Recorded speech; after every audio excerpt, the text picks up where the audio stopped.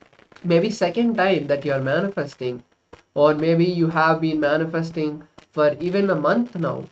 It is the will persistence that we need to have, and also it is detoxification of the third eye. You may have tried so hard to bring your attention, and one technique that all of you can start doing is start having the haritaki powder, and that will immediately start cleansing your third eye. Also, taking turmeric and rubbing it on the third eye every day night will also help all of you manifest the power. So with this, let us now move into the first session of today's Paramashivoham program, where we are going to be learning about the science of genesis of identity. Yes, that's all. Now come to the space of listening. We will be directly imbibing all the higher truths, the sacred secrets revealed directly from the Supreme Pontiff of Hinduism, Genesis of Identity. Right? It is basically introducing you to you. That's very important, because if you find you find Paramashiva. Your first person at the core is the same as the first person of Paramashiva. That's what Swamiji says. So when you discover you, your true identity crisis takes away all your fears. That's what makes it very important. Because all our insecurity or all our fears is nothing but this constant anxiety, constant identity crisis we feel inside. So when we solve this identity crisis once and for all, when we know the genesis of our identity, this crisis is solved and it removes all these fears from us. And the enlightenment experience also happens. So what is the identity? What forms your identity? There are four major parts. The inner image, what you hold about you inside. The outer image, what you project outside. Life image, what you think about life. And others image, how others look at you. So going deeper into each one of these images. The inner image is what you think about you, brood over you inside you, and what you think about your body and perceive as you.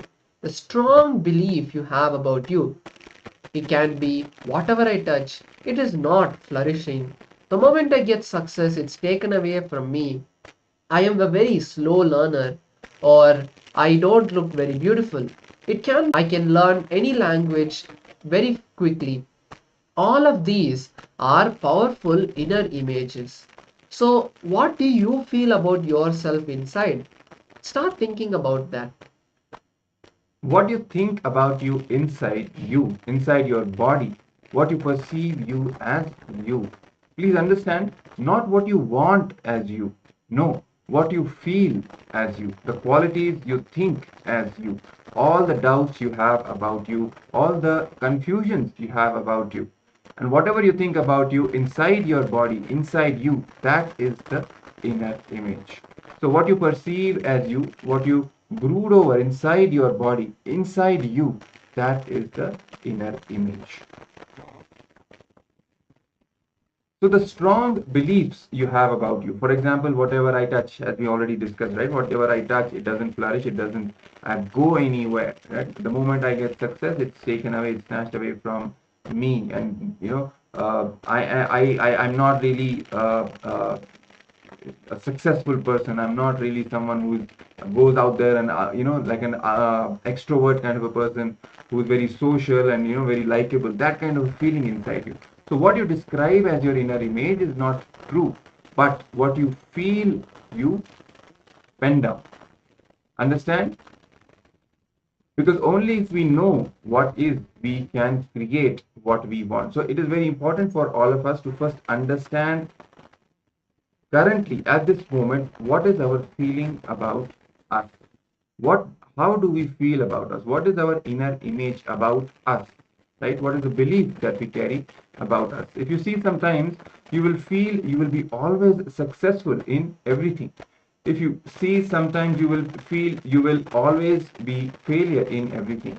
So whatever you think as you, in you, is your inner image. Now moving on to the next image, which is your outer image. How you show yourself to others, to the outer world, the way we act always. Our inner image is always dramatically smaller than the outer image. We try to show ourselves as big, but this causes a gap inside us. If you see, sometimes whenever you show yourself to others, usually you show through your words, your body language. This way, you project yourself to the outer world. That is your outer image. So, what do you project yourself externally? What do you think that you show outside? Yes. So this is the inner image and the outer image. Now third is the others image. How others perceive you.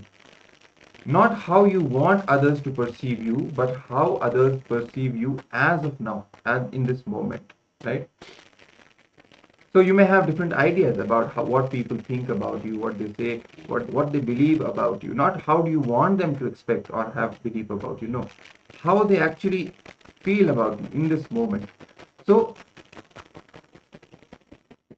when some of your friends or relatives come to your place and tell big stories about them, or many stories, I am this person, that person, so many stories, and after their stories they go out, what you actually talk about them?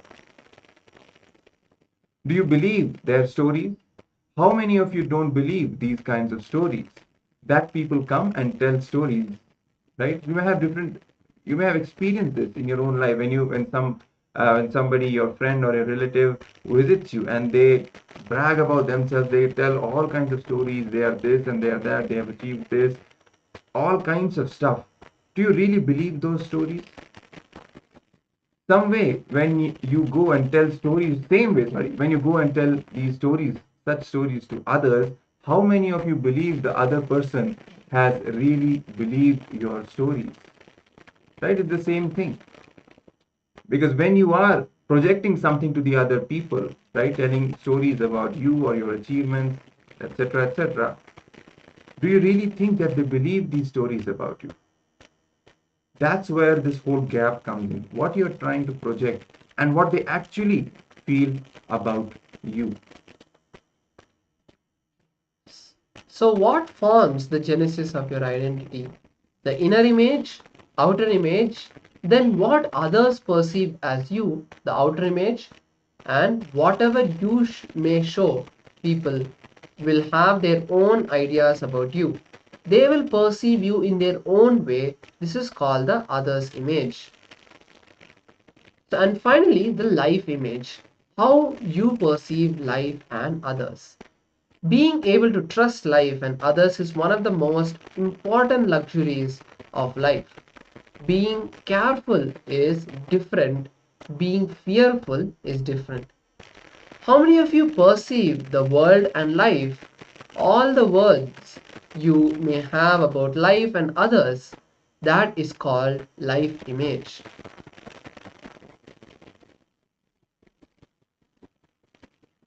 Yes. So let's have a quick kind of a recap of the 4 images now. Now, let's say in the inner image, actually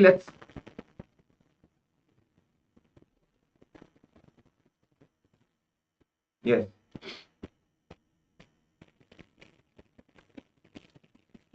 So let's first discuss, before we come to the 4 images about us, let's see what these 4 images are for the Supreme Pontiff of Hinduism, for Swamiji. How he carries these 4 images for himself. In his own words, what he describes, my inner image. What is my inner image for Swamiji? What's his inner image? It is huge, vast, nirvana, emptiness, just vastness, vast completion space. He says, I do not feel I am Shiva, Devi, Kalabhairava, or God, or some goddess, or Buddha. I don't feel any of them inside, just the vast emptiness which I cannot describe. That is what I feel as my inner image. So this is the inner image which Swamiji is carrying about himself. Now what is the outer image? He says, my outer image, I am an incarnation, happened to transmit the same experience to you. That is my declared outer image. So this is what he's projecting outside to others. Now what is the other's image for Swamiji? He says, whatever you may be asking, whether it is enlightenment or not, I am responsible as long as it comes under the purview of my declaration. So this is what others' image is for him. So what others expect. People have all kinds of expectations from Swami. Some want enlightenment, some want health, some want wealth, healing in their relationships, success in their careers, all kinds of stuff, right? He says whatever their expectations are, he is responsible. He takes responsibility of whatever others believe and expect from him. Now, what is the life image for the Supreme Pontiff of Hinduism? He says, for life image, whole world is here to celebrate with me, sharing this joy and bliss and completion. I see every one of you as part of me, celebrating the universe in the space of Advaita. This is the life image which Swamiji is carrying. But we saw how much of life positivity there is in each of these four images. So this really is like the core of the identity which Swamiji is carrying. The highest, the peak identity. At any of these levels, whether it is inner image he's carrying, outer image he's projecting, in that also it's the peak, it's the very incarnation, right? In others' image, whatever people expect, he takes responsibility, as long as it comes under the scope of his declaration. And the life image, full of joy and celebration with the entire cosmos in bliss, and seeing everyone, every being as part of himself. This is the life image that he is carrying. So Swamiji continues to say, when I see you, I feel when I am going to make you experience Advaita. I will do anything within my purview of my declaration, whatever is responsible, and I will do it. When I declare, I am an incarnation who is here to transmit the experience to you, so within that energy of purview, only your health comes, only your wealth comes, your knowledge comes, your relationship comes. So I cannot be Sachin. If you see, if you expect suddenly I should give 100 centuries like the cricket player Sachin Tendulkar, I am not responsible for that. You understand? Because that is not within my purview of my declaration. But Swamiji says, I will cause miracles for you. If you expect me to cause miracles and make you healthy, make you wealthy, make you experience fulfillment in your relationships, experience completion, satori, enlightenment experience, for all of these, whether I said or not, whether I am the reason or not, I am responsible. I have to give you that. I have to make you prepare you. I have to make you qualified to receive that. I am responsible for the ripple effect of the image I declare. I may not have directly said, I will heal your headache, I will heal your cancer, I will bring wealth to you, but I will make you rich. I will remove your poverty consciousness. I never said those words directly, but all these naturally come under the preview of my declaration, my outer image that I have declared. So let's now watch a beautiful satsang where Swamiji shares about the science of genesis of the identity. Let's now be in the space of listening to receive the powerful truths that Swamiji has to share with us.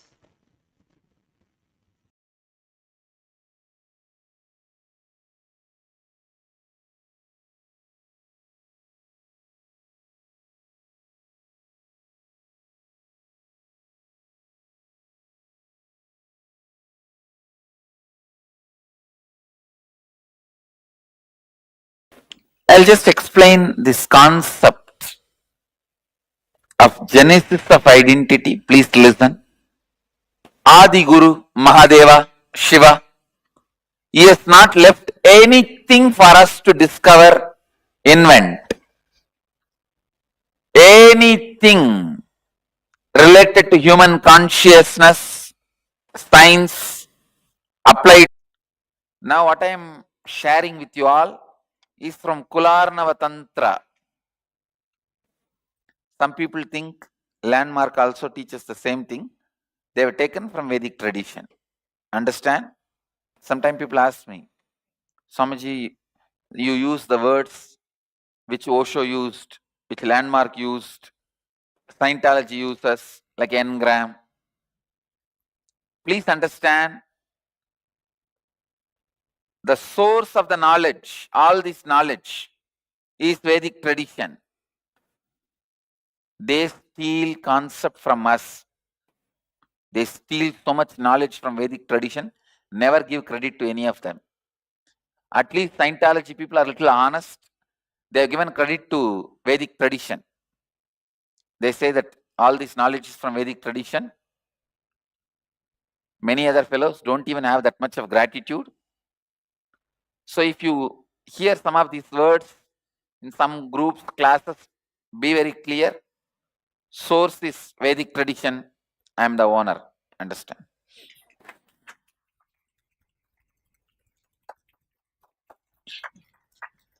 Come on, I am the living representative. Then what is there?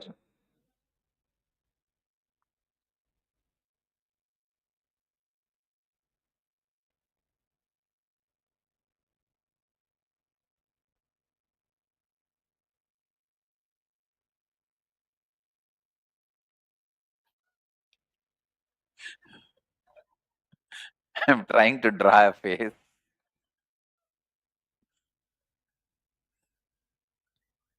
Come on, listen. Assume this as body, even though it doesn't look like. Listen. Whatever idea you have about you inside you,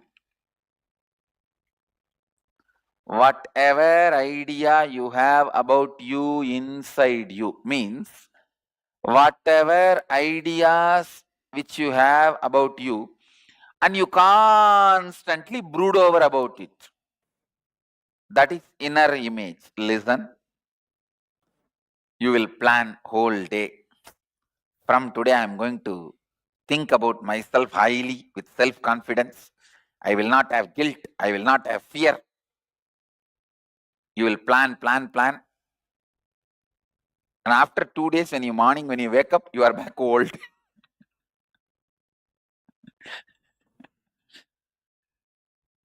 So what you think as you spontaneously, what you consider as you always, is inner image.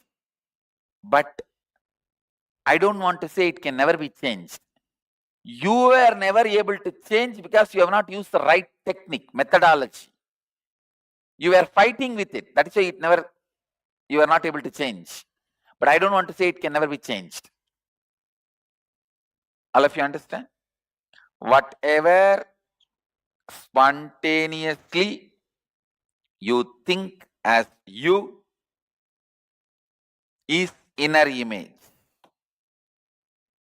You will be constantly brooding over about it. Whatever I touch doesn't go well. I don't know what to do. I haven't touched this. It's a mess. I have touched that. That's a mess.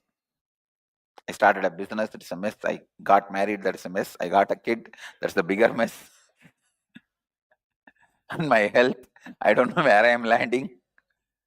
So you go on, brood over. That brooding over, listen, that brooding over is the inner image. How you think of you constantly is inner image. How you show you to others, to the world, these are all others. Let's make it as ugly as possible. How you show yourself to others? Usually through words only you show more. And little by jewels, little by dress. How you show you to others? Outer image. All the time you say, na, do you know who am I? Do you know who am I? Do you know who am I? Who wants to know? That is different. Do you know who am I? Do you know who am I? Are we don't want to know. You leave. We don't leave. No, you cannot tell that. You have to know. I have printed a big visiting card. How can you? Whatever way you show yourself to others constantly, that is outer image. Sometimes you think, I should not boast too much about me to people. This time when I go for this meeting, I will not boast. But within 5 minutes, you will forget.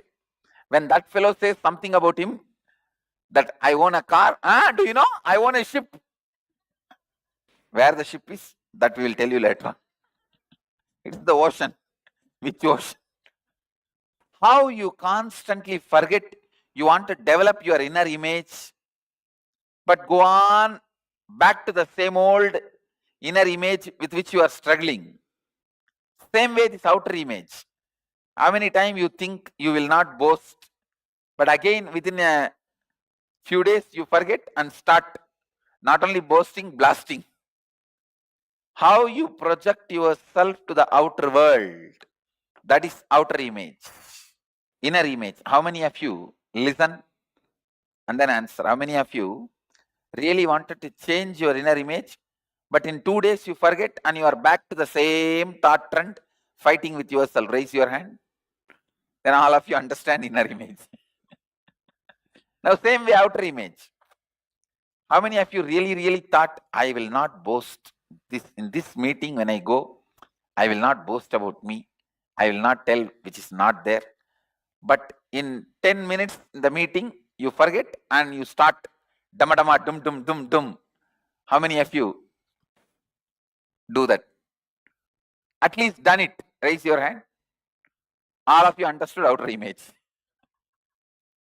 Third, others' image. How others perceive you. Listen. Others' image. How others perceive you. Whatever you may show, but others don't believe you. How many of you are aware of that? However, you try to project yourself to others, others are not ready to believe you. Right? Yes, all of you understand. Good. Understand how others perceive you, others' image. Sometimes we say, what is there? Why should we care about what others think about us? You really don't care about it? You tell we should not care, but actually, all the time you are bothered about that. How many of you understand? You may tell, you may talk, you may think you should not bother about others' image, but you go on bothering about what others think about you and others' image. Raise your hand. That's the truth. Now you are not raising the hand means even now you are bothered about what others will think. That is why you are not raising the hand. What others think about you, you are responsible for it. Please understand. Don't ever say, why should I be bothered? What others think about me? No. You are responsible for it. You are responsible for it. Because you create even that expectation in them. I'll explain using my own experience. The fourth, life image. What you think about others and life from your heart. What you think about others and life is life image. Everyone is out there to cheat me. You will have some ideas. Whatever ideas you have about life and others, that's others' image. Listen, I'll give you the example from my own life. Then you will understand. my own experience. My inner image. When I look into my inner image, what I exactly feel about me, I see a vast, that nirvana, what Upanishads call as nirvana, emptiness. Actually, inside I don't feel I am a Shiva, I am Mahadeva, I am Kali, I am Kalabhairava. No. Please understand. If you are thinking that inside I may be feeling I am Mahadeva, I am Shiva, no, that is not true. Be very clear. I just feel I am a huge, vast emptiness or fulfillness. Just vastness. That's all I feel about me, inside me. How I project me to the outer world, outer image. I am an incarnation to transmit this experience to you. That is my outer image. I am very clear. I don't talk in the side, this side, that side. I don't hide and seek. And I am not claiming anything which is not there. I am very clear. When a doctor says he is a doctor, he is not talking out of ego or pride or arrogance. He is introducing himself. That's all. So when I say I am an incarnation, I am introducing myself. That's all. I have no other, nothing extra, nothing less. It is very straight. I am very clear. I am an incarnation happened to transmit the same experience which I am carrying inside, that vastness, that vast emptiness. Whatever word you want, you can use: Brahman, cosmos, consciousness, super consciousness, nirvana, atmajnana, enlightenment, advaita, whatever word you want, you can use. That vast emptiness. I am here to transmit that experience to you. That's all. That is my outer image. Others' image. You can have any kind of image towards me. People have. But any image, expectation you have towards me, within the purview of my declaration, I am responsible. For example, I am declaring I am an incarnation to transmit this experience to you. Now, if you expect me to heal your knee pain, your headache, to give you the boon for wealth, I am responsible. Because all this comes under the purview of energy. See, when I am transmitting this experience to you, this enlightenment, listen, it's a very important part of life. This session, this understanding is a very important part of life. If you ask me to bless you, to heal you, or to give you the blessings to achieve the wealth, or to complete the relationships in your life, to heal you in some mental wound, if you ask all this, I am responsible for it, because I have declared I am an incarnation to transmit this enlightenment experience to you. All this, healing knee pain, headache, blessing you to have wealth, blessing you to have a complete relationship, all this comes under within this purview. Understand? If you ask me, I should become a football champion, I am not responsible for it. Because that does not come under my purview. All of you understand? If you ask me, I have to give 100 century in cricket like Sachin Tendulkar, I am not responsible. Because that doesn't come under my declared purview. How many of you understand what I am saying? So any expectation you have within my declared purview, I am responsible. If you ask, you want me to bless you for healing or wealth or for complete relationships, even though it is not directly related to enlightenment, because it is within the purview of the enlightenment, I become responsible for that, and either I have to transmit it directly to you, If you are not able to receive it, I have to make you qualified and transmit it. Till you achieve, I am responsible. Understand? Even ordinary word I give you in Kalpatar Darshan is not ordinary word. If you come and ask me in the Kalpatar Darshan, just to tease me, I want 100 crore, bless me. If I say Tatastu, till you get it, I am responsible. Understand? Till you get it, I am responsible. Either I have to shower it immediately, or if you are not able to receive, I'll have to prepare you and then shower it on you. Till you get it, I am responsible. Understand what I am saying? Till that desire becomes complete in you. See, sometimes completion can happen by achieving it. Sometimes completion can happen by that becoming irrelevant to you. For example, you might have asked that my company should achieve $1 billion turnover. It can be fulfilled either the company achieving the $1 billion, or suddenly you drop from that company and it is no more your company, it become irrelevant for you. So whether the company achieves billion or not, it is no more relevant for you. The desire which you asked me has become irrelevant to you, then also it is completion. Either it has to be achieved or it has to become irrelevant. Some way it should become complete in you. Till then, I am responsible. Understand? If you ask me, like Sachin Tendulkar, you make 100 century, I am not responsible. But if you ask me, you should become like a Sachin Tendulkar, then I am responsible. Understand? If you ask me that I should become a prime minister of the country, I am not responsible for that.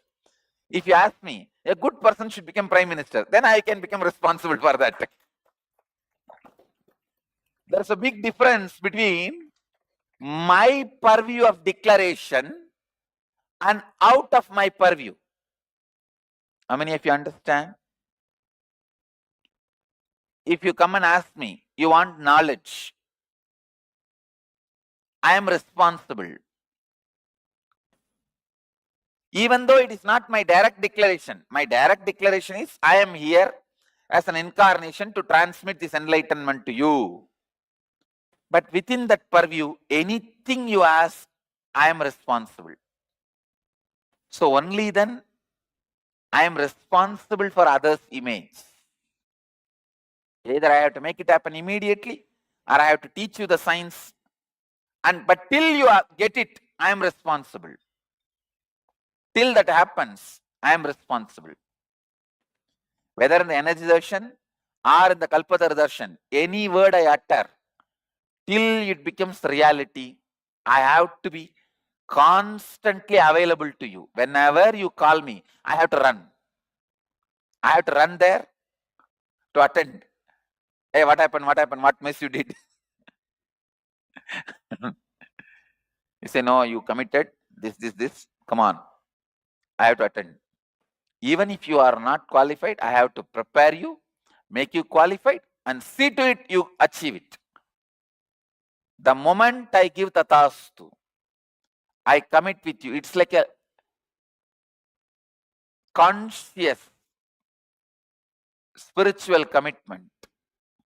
That is the responsibility I have towards others' image. Means all the image all of you carry towards me. Then life image. Means the idea I have about all of you and life. My life image is very straight and simple. Whole life is here, whole world is here to celebrate with me. That's all. I see every one of you. The moment I see you as part of me, celebrating with the world, celebrating the universe in Advaita. The moment I see you, I only plan when I can make you experience Advaita. When you are going to dance with me and celebrate the life and Advaita with me. That's all. So my inner image, a huge, vast emptiness. Understand, I am reminding you, I do not feel I am Kalbhairava, I do not feel I am Shiva, I do not feel I am Mahadeva, I do not feel I am Devi, I do not feel I am Kali, nothing. I just feel the vastness which they all felt inside them. Shiva himself did not feel he is Shiva. He felt the same vastness. Kalabhairava himself did not feel he is Kalabhairava. He felt the vastness. Others only felt he is Kalabhairava. Understand? So I feel that vastness only. You feel I am Nityananda. I don't feel inside I am Nityananda. How many of you understand what I am saying? And my outer image, I am very clear. I am an incarnation, happen to transmit the same experience to you. That's all. That's the outer image. I am declaring and projecting. Others' image. Whatever you may be asking, within the purview of the enlightenment. It does not need to be directly only enlightenment. Even if you ask me, give me 100 crore, give me 200 crore, give me 500 crore, give me a blessing for a lottery, whatever you ask, I am responsible.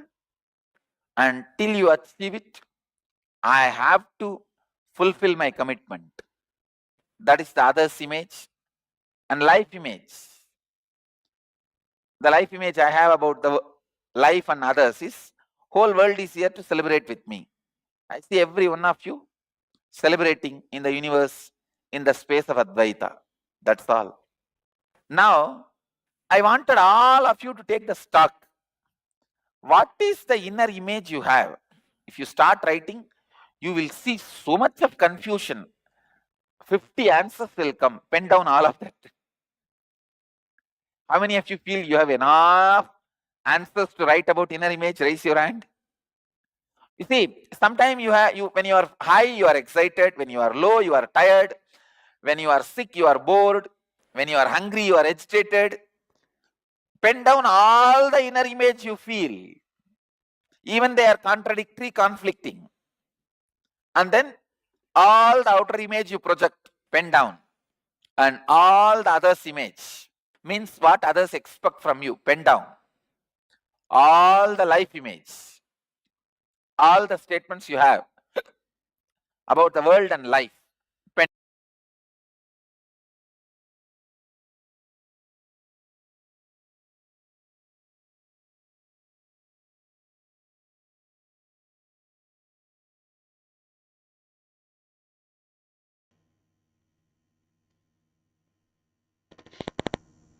Yes.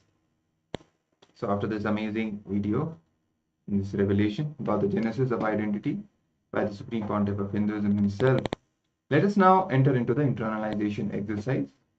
And Swamiji himself started that exercise actually when he asked everyone to start penning down, start writing down the 4 images that we are carrying: our inner image, our outer image, and the other's image, and the life image. So let's now start this exercise.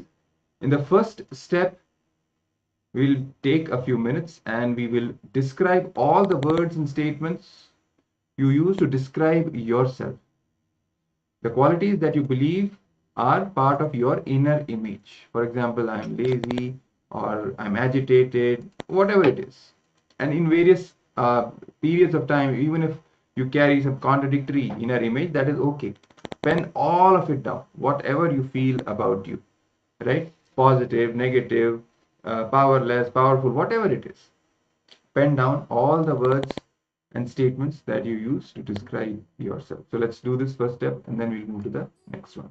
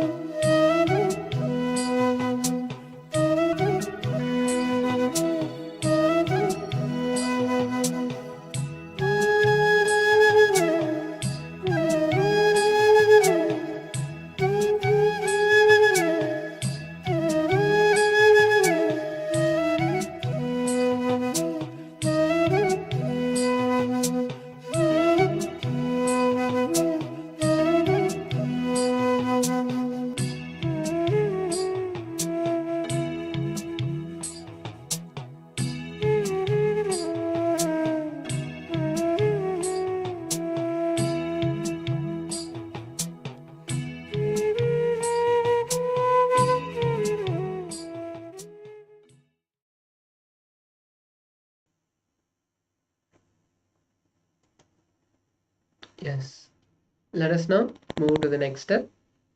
Now describe all the qualities you project to others that you believe are part of your external image. For example, I am kind, or it could be that I get angry often, or that I'm an angry person. How you project yourself to to the outside world, outside to the outer world, that is your outer image. Now take a few minutes and write down what you think about yourself outside.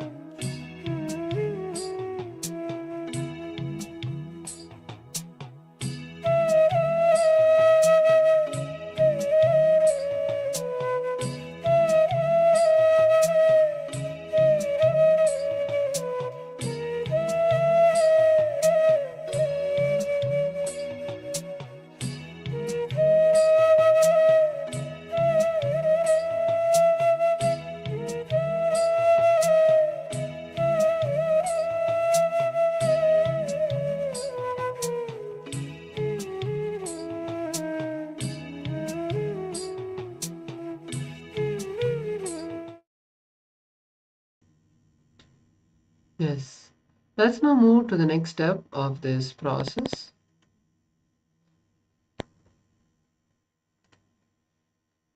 Now, describe all the words and statements others have used to describe you.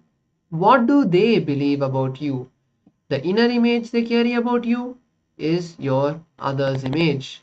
For example, people have told you you are kind, or people have told you you are arrogant. People have told you that whatever they have said, the various words they have used to describe you. Let us now take a few minutes to write that down.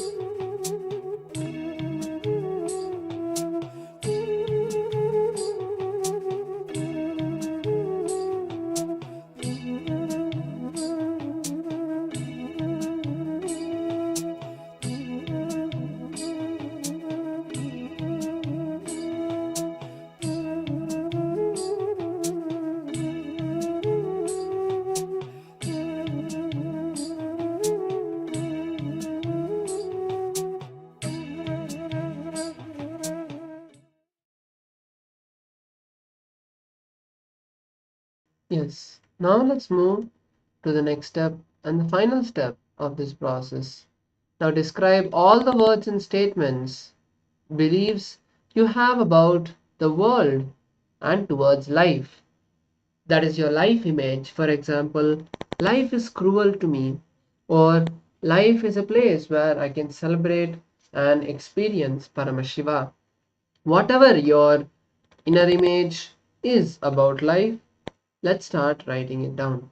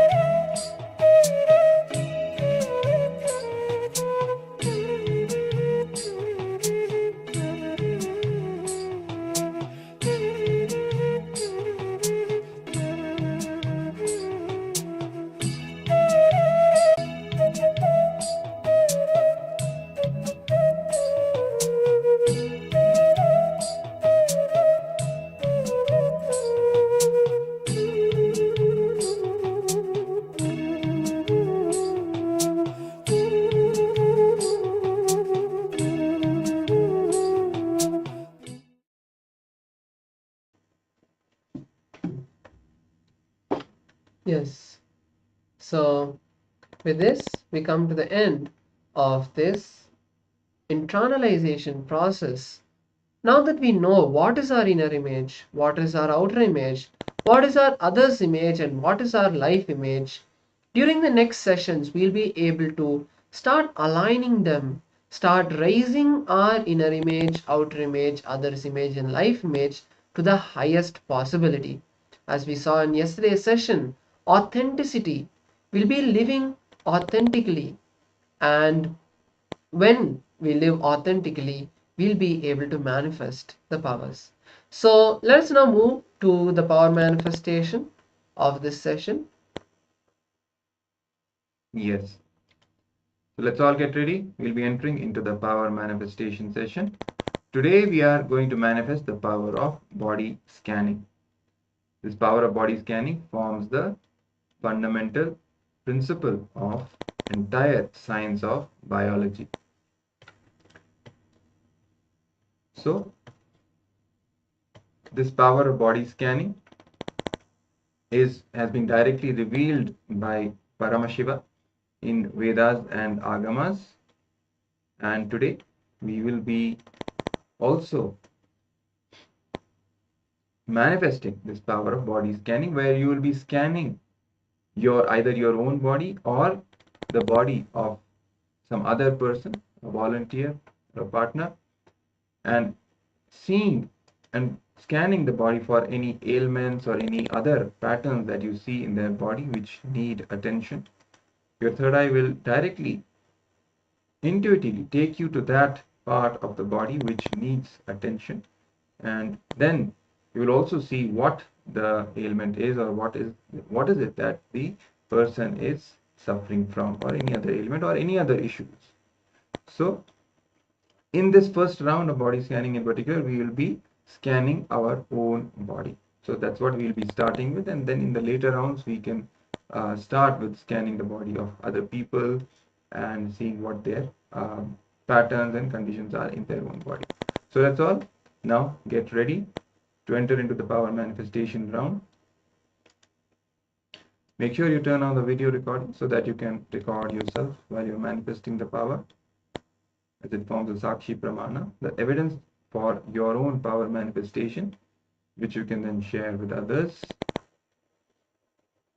So now let's sit with our head, neck and spine in a straight line, connecting with Swamiji, who is the very manifestation of Paramashiva.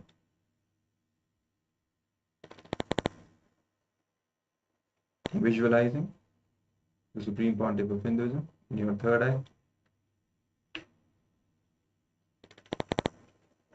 Start chanting the Mahavakya, Om Nityananda Paramashivoham.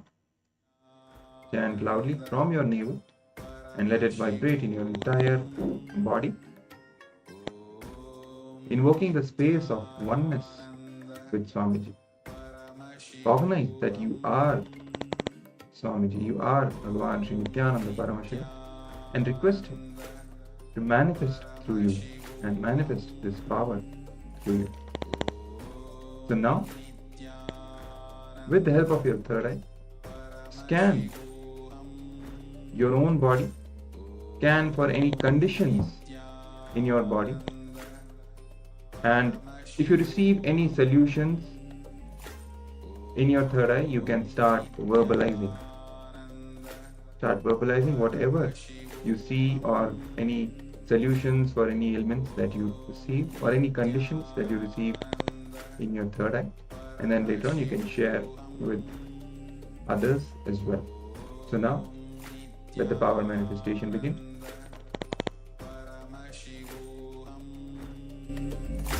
Om Nityananda Paramashivoham. Om Nityananda Paramashivoham. Om Nityananda Paramashivoham. Om Nityananda Paramashivoham.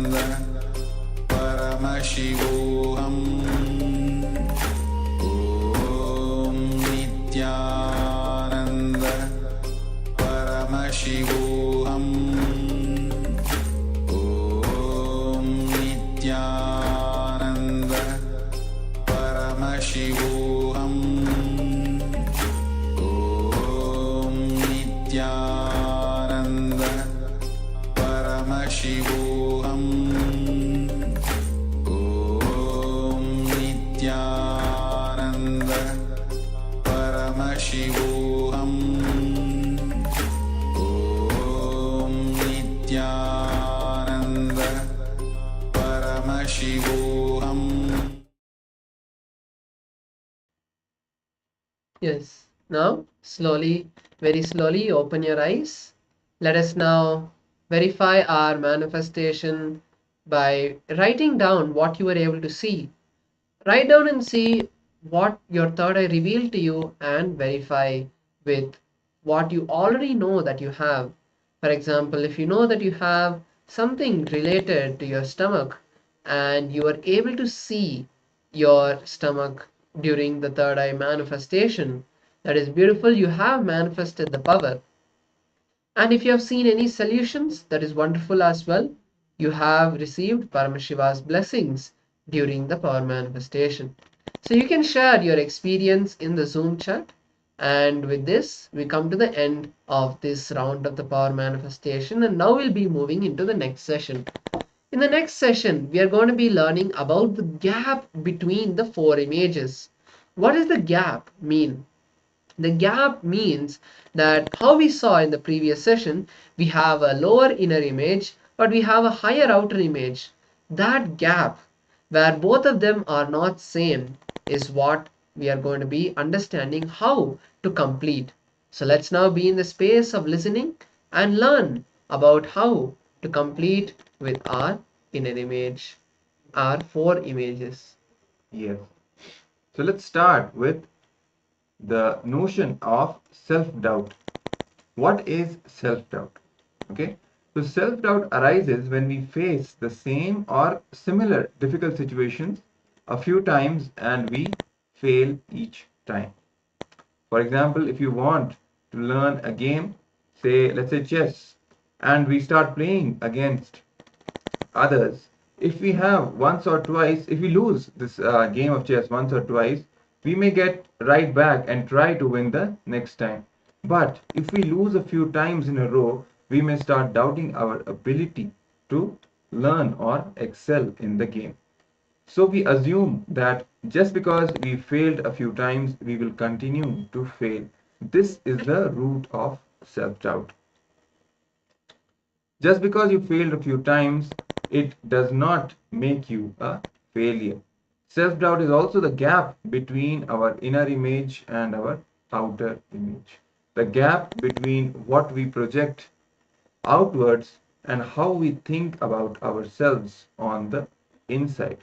So this gap between our inner image and outer image that is created is also the root of the self-doubt. So let's understand deeper about what is the root of the self-doubt. The self-doubt is the gap between the inner image and the outer image. The root of the self-doubt. When you convince others but not you, inside you, you not only are certain, you know certain things about you, but outside you go and present in some other way. The other person whom you're presenting, he is convinced, but when you come back, you get the doubt. Oh God, I have convinced him about me, but not myself. That is self-doubt. That is where the self-doubt starts. When you convince someone, when you convince the society, but not yourself, that is where self-doubt starts. So not even when you keep on repeating when others are convinced, that is when the self-doubt starts. If you just go on be telling without anybody around you, it doesn't become self-doubt. When others become convinced, only then it is self-doubt. Because when others are convinced and when others come into the picture, that outer image is more or less solidified, that outer image that you're trying to project. But inside you have a low inner image. You don't really trust your ability that you are this or you are that, what you're trying to project. And this gap creates that self-doubt. So next, let's understand what is self-hatred. Self-hatred can happen in multiple ways. Primarily, it happens as self-loathing due to negative self-image, especially after repeated failings. When we repeatedly come short, when we compare ourselves to the world, what the world expects of us, we start hating ourselves. And this gap between the outer image and the other's image, the way you project yourself to others and the way the others believe you, this gap is the self-hatred. So you want to project you in some way. For example, what is the outer image that you're trying to project, but the other person is not ready to accept you. That gap is the hatred. So, and the hatred always impacts you. When that happens, you feel lost every time about you feel lost every time about how to make them convinced about it, and that comes back as hatred for yourself. That because the tension is always there, you're trying to project something to others, but the others are just not accepting it. This tension, which is created because of this gap, creates a hatred. It comes back to you as hatred. So you feel unworthy, and solidified unworthiness in you becomes hatred. You very strongly try to project that you are a great charitable giver, outer image you want to show, and the other's image that you want to show. I know you fellow, you how much you cheat, swindled crores, and trying to give uh, anas and few paisas.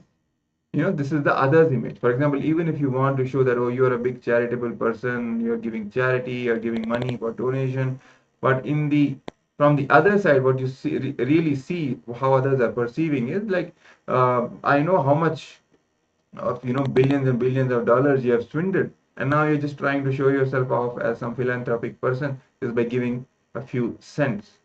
Now this gap gets developed in you as self-hatred.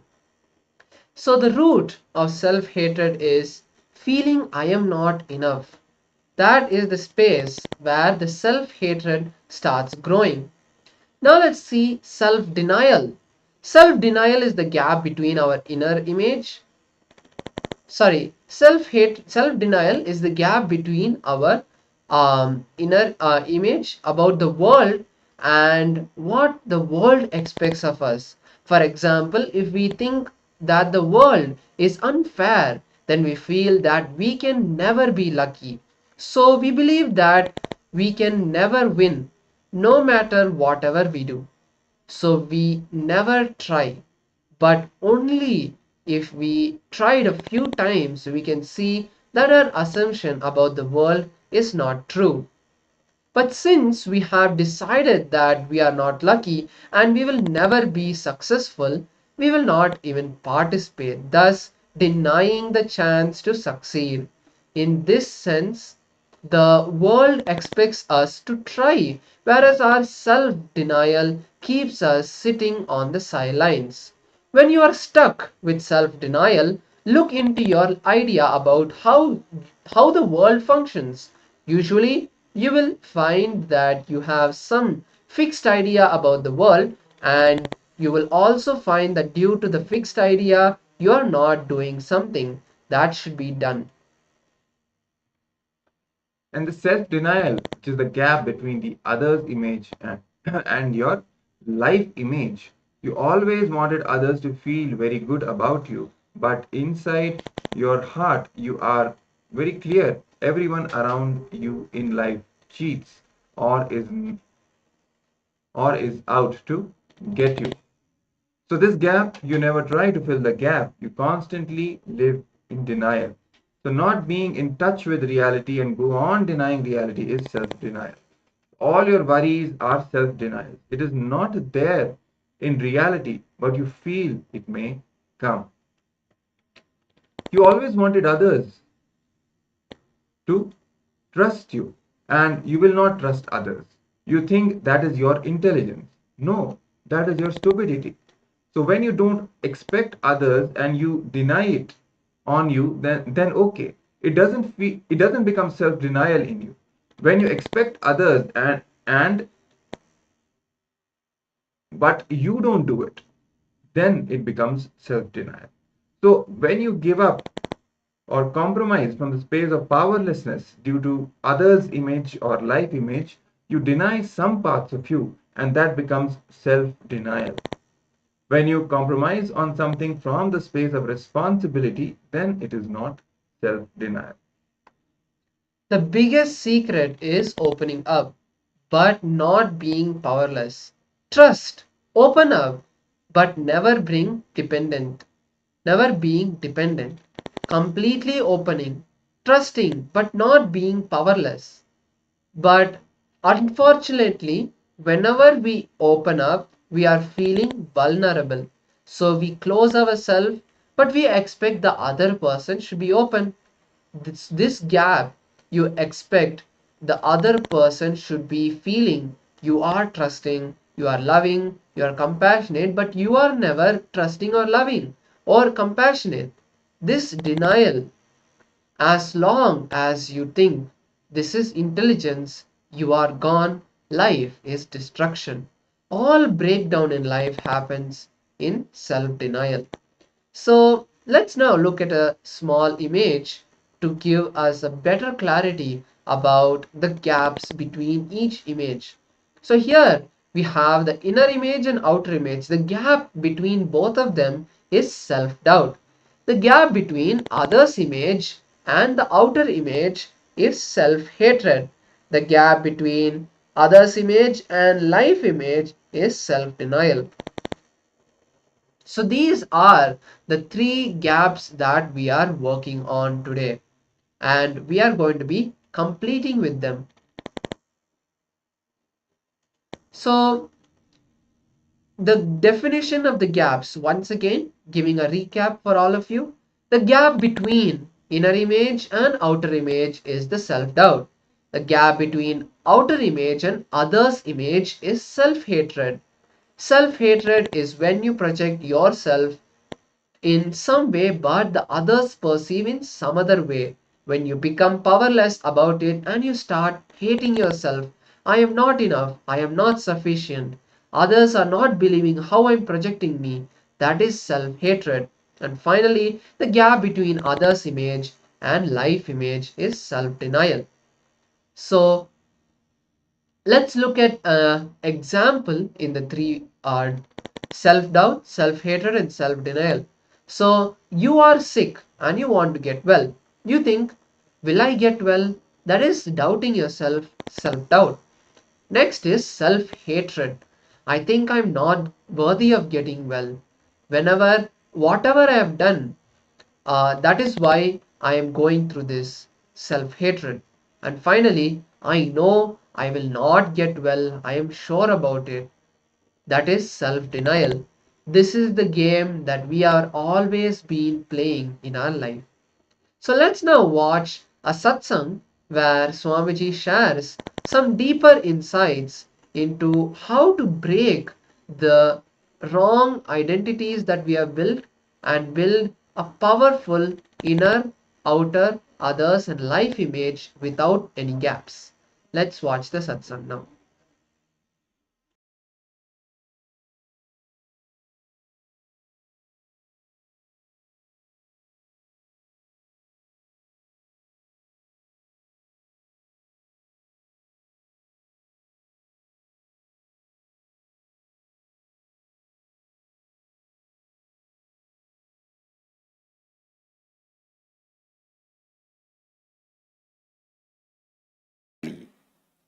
How many of you found in your experience there is a gap between how you think about you and how you show you?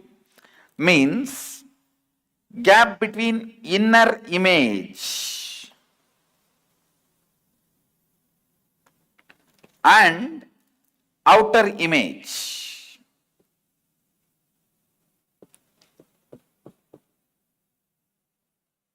Raise your hand. If there is a gap between inner image and outer image, how you think of you and how you project you to others, in this gap, self-doubt starts. Understand? For example, you go to attend an interview, you know you are not capable of something, but you sell yourself to your boss, saying, I can do it. And boss is convinced and he gives you the job. When you come back, suddenly you feel you convinced others, but you yourself are not convinced. Then what is the truth? The doubt about yourself starts raising, which will start coming up in every level of your life. In your health, in your relationship, everywhere this doubt will start raising. That is what I call self-doubt.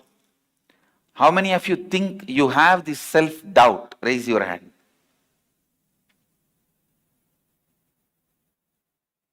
We will have to now find that and complete. Second,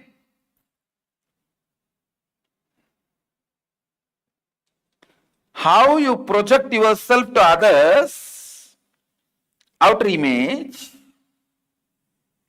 how others perceive you, others' image. You may project yourself very humble person, simple person. Others will say, see, this fellow acting.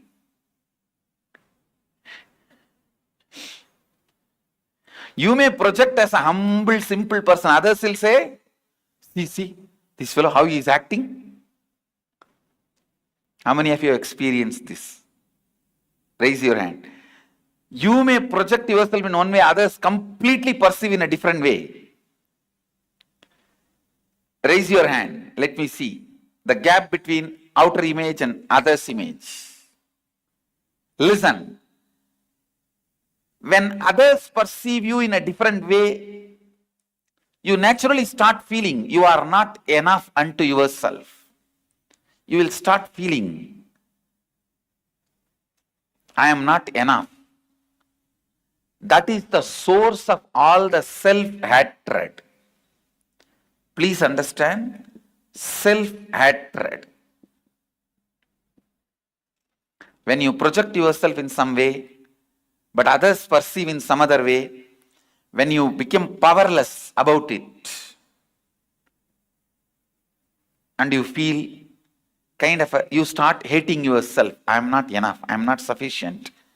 Others are not believing how I am projecting me. That is self-hatred. Next. Listen. Next. How many of you feel that you have this self-hatred? Raise your hand. You feel you are not enough. Raise your hand. Let me see. Yes. That is self-hatred. We need to find out this source of this and complete with it. Third, this is the very important thing. Others' image, how others expect you. Life image, how you expect others. See the fun. Everyone around you will be telling you should understand people more. You should be more listening. You should have more understanding. But you will strongly believe everyone around me are incomplete. They should understand me more. You will believe everyone around you are incomplete. And they don't understand anything. They should understand you and transform themselves. But they will all believe you are incomplete. You should understand them more and transform. How many of you have this tug of war? Raise your hand. This is what I call self-denial. Whatever is denying it, constant denial, the gap between what you think about others and what others think about you, this gap makes you start denying everything. See, when you want everyone to understand you and change, and everyone around you wants you to understand and change, there's a deadlock. And you become powerless. You don't do anything. This becomes a lifestyle. Time passes, day passes, you don't think. You don't walk that extra mile you need to walk. You constantly live in denial. All breakdown in life happens in denial. Understand? All breakdown happens in self-denial.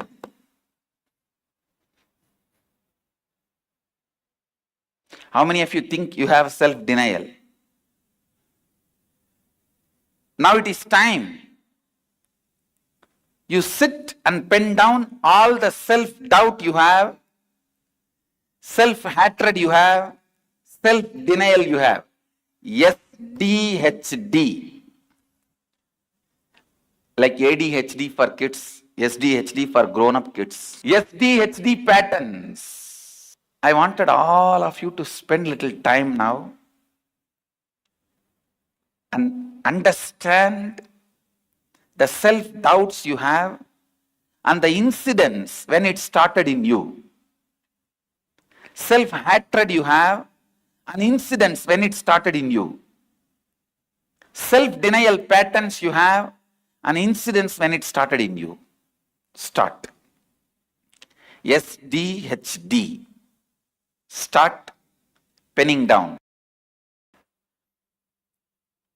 We internalized about the inner image we have, outer image we have, life image we have, others image we have, which is very inauthentic. That is why you have so much of SDHD, self-doubt, self-hatred, self-denial. Let us contemplate the inner image you want to have and pen down. The outer image you want to have and pen down. Others image you want to have and pen down. Life image you want to have and pen down. Please listen. What you have is inauthentic. What you want to have, if you pen down, you will see authenticity there. I'll explain after you write what you want to have, how to have what you want to have. First, think through and pen down what you want to have. The best inner image you want to have, best outer image you want to have, best others image you want to have, best life image you want to have. Please pen down. Please pen down. Now please listen. After all this internalysis, you will now know very clearly what are the patterns which is stopping you becoming what you want to be. Means the gap between your inauthentic image and authentic image. For example, your authentic image, you may want to get up every day early morning, 5 o'clock and do yoga. But your inauthentic image, early morning when 5 o'clock alarm bell rings, no, you don't want to get up, tired, feeling sleepy. Then what is it stopping you becoming authentic? Your tiredness, boredom. When you started developing this, your tiredness and boredom is the incompletion. When you started developing it, find the incidents. Same way, In your authentic image, you want to be just fearless. Want to go for a beautiful night walk in the moonlight, in full moon day, in the forest. But the inauthenticity creates fear. Fear of animals, ghosts, and whatnot. So what is it that stops you living your authenticity? The fear pattern. So pen down your incompletion, and when those fears started in you. How many of you understand what I am saying? Please raise your hand. So understand, all the incompletion patterns which stops you living your authentic image. What stops you living your authentic inner image, outer image, others image, life image? The past thoughts, emotions, patterns, hangovers, residues, sitting in the present and suffocating you, not letting you live your future is incompletion. The past thoughts, emotions, patterns, hangovers, residues, sitting in the present and suffocating you, not letting you live your future is incompletion. So understand,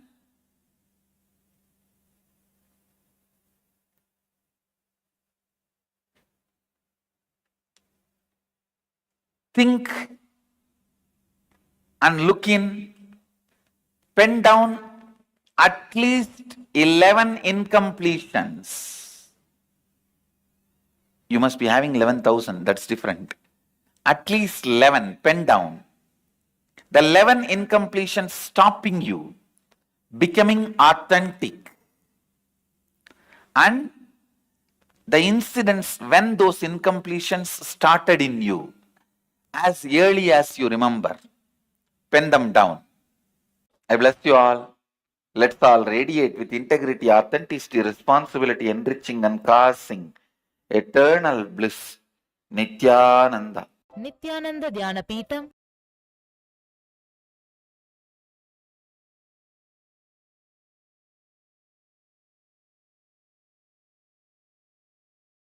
Yes.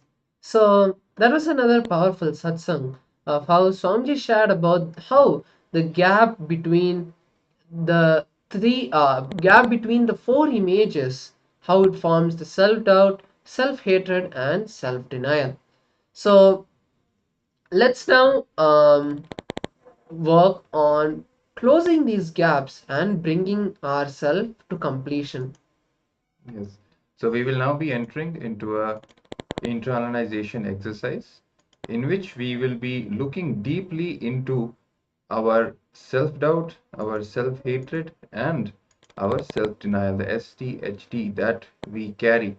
So it's time for all of us to really pen down in detail each of these aspects so that we can work on them in the upcoming sessions. So let's start with the internalization exercise.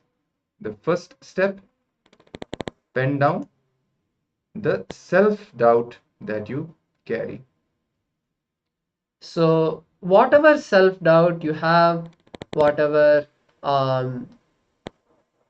doubt about yourself, the low, powerless cognitions you have about yourself, let's take a few minutes to write down. Yes.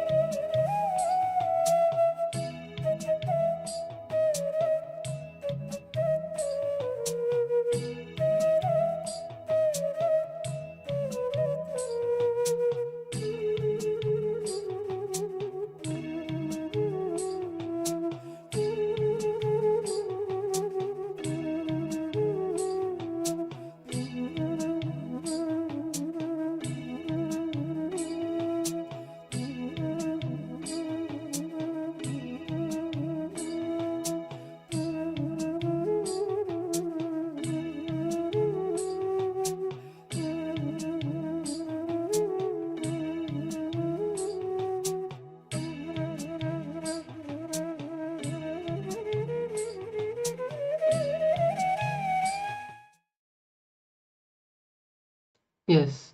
Let's now move to the second step of the process. Now, let's pen down all the self-hatred you have and the incident where you started experiencing or holding hatred towards yourself. Maybe at school, when even though you are just studying because you are interested, the whole school thought that you were studying because you wanted to prove to everyone and you got bullied because of that. Whatever it may be, write down when you started experiencing the self hatred.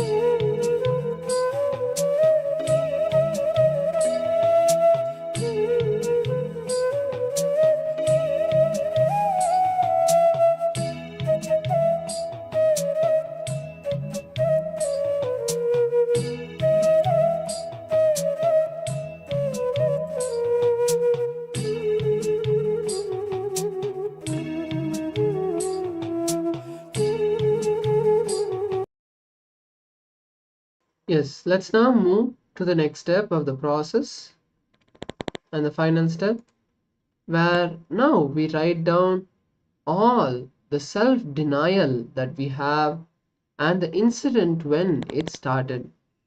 Let's take a few minutes to look into our life and see when this self-denial started. Let's begin.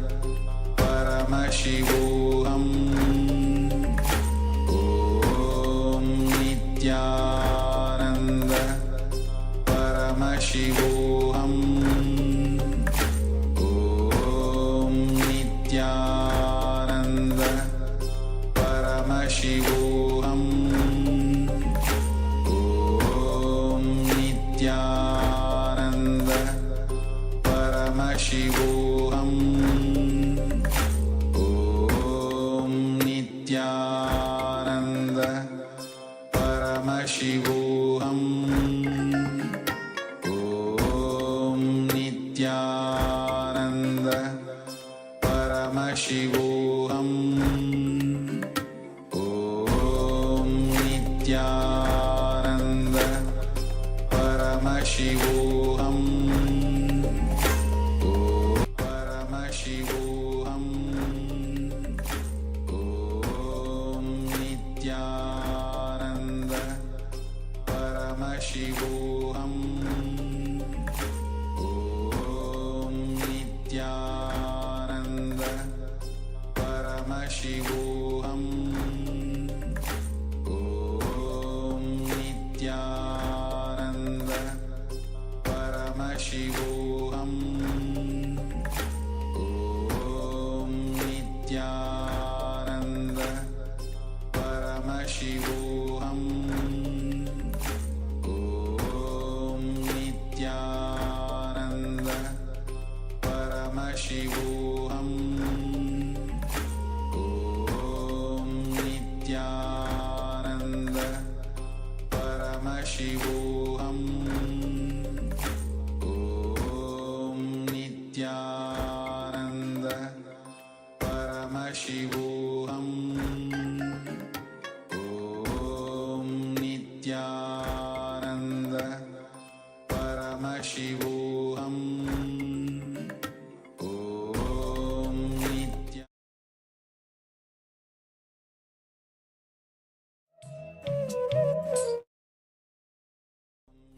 Nityananda Paramashivoham Om Nityananda Paramashivoham Om Nityananda Paramashivoham Om Nityananda Paramashivoham Om Nityananda Paramashivoham Om Nityananda Paramashivoham Om Nityananda Paramashivoham Om Nityananda Paramashivoham Om Nityananda Paramashivoham Om Nityananda Paramashivoham Om Nityananda Paramashivoham Om Nityananda Paramashivoham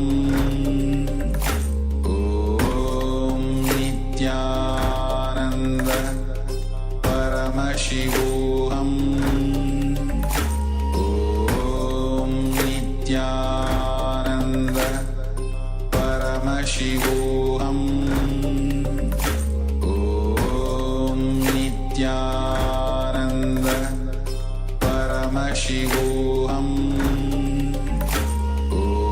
Om Nityananda Paramashivoham Om Nityananda Paramashivoham Om Nityananda Paramashivoham Om Nityananda Paramashivoham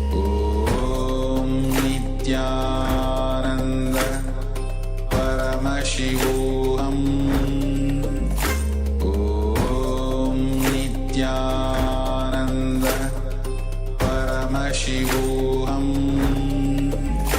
Om Nityananda Paramashivoham Om Nityananda Paramashivoham Om Nityananda Paramashivoham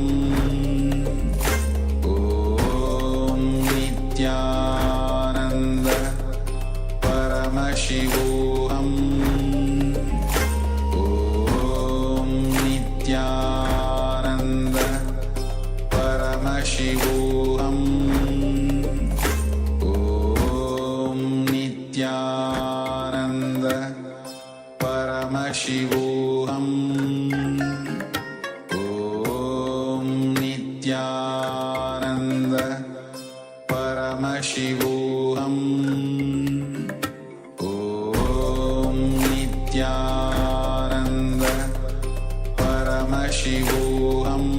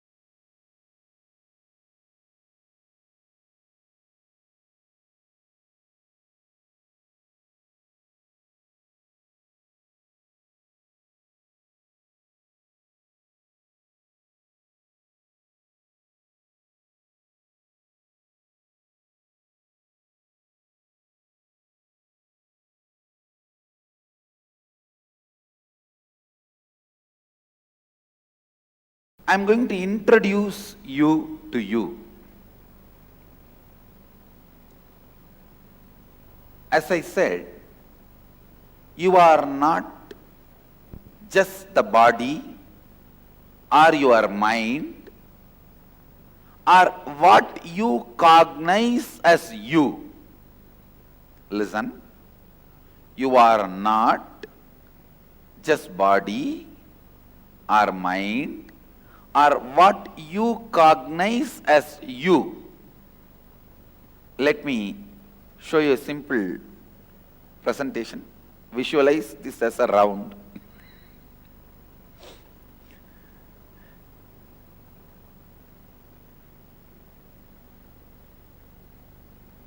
I am trying to redraw whatever is projected.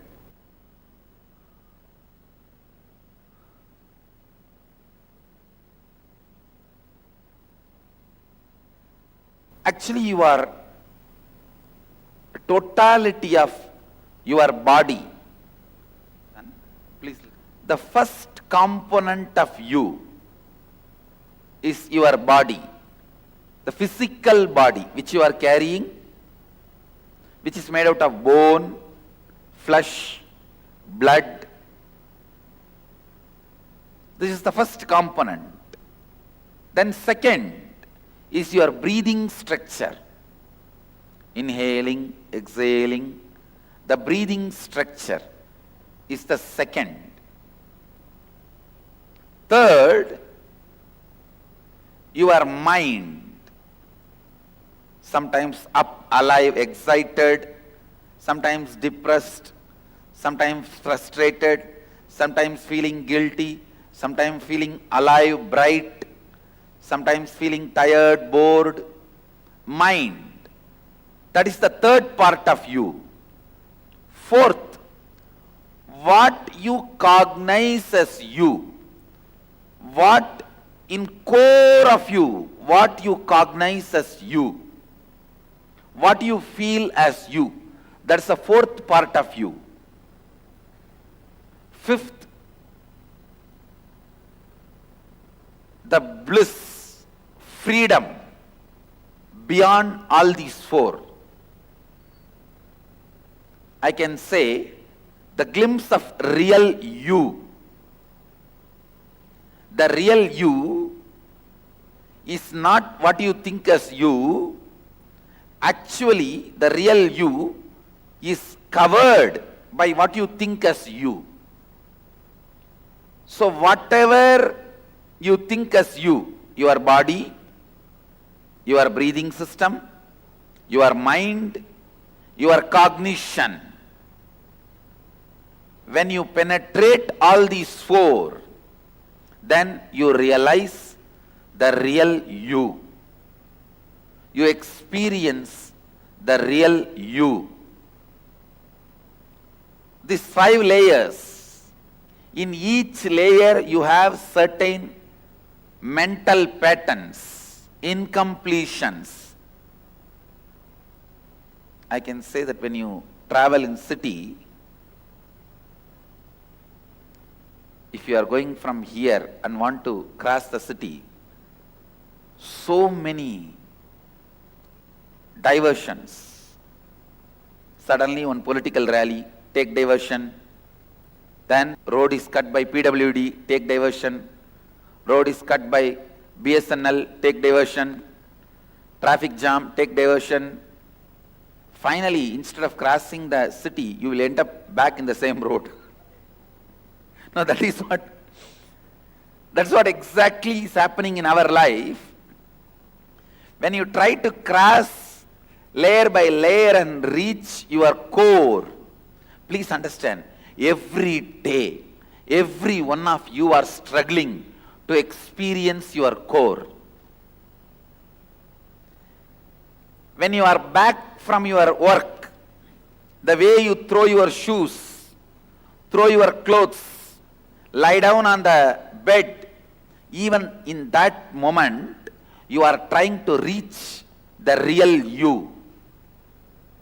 Unfortunately, constantly you are facing the boards, take diversion, take diversion, take diversion. Each one of your mental pattern is take diversion board, no entry board. Take diversion, no entry, road closed, maintenance work going on, sorry for the inconvenience.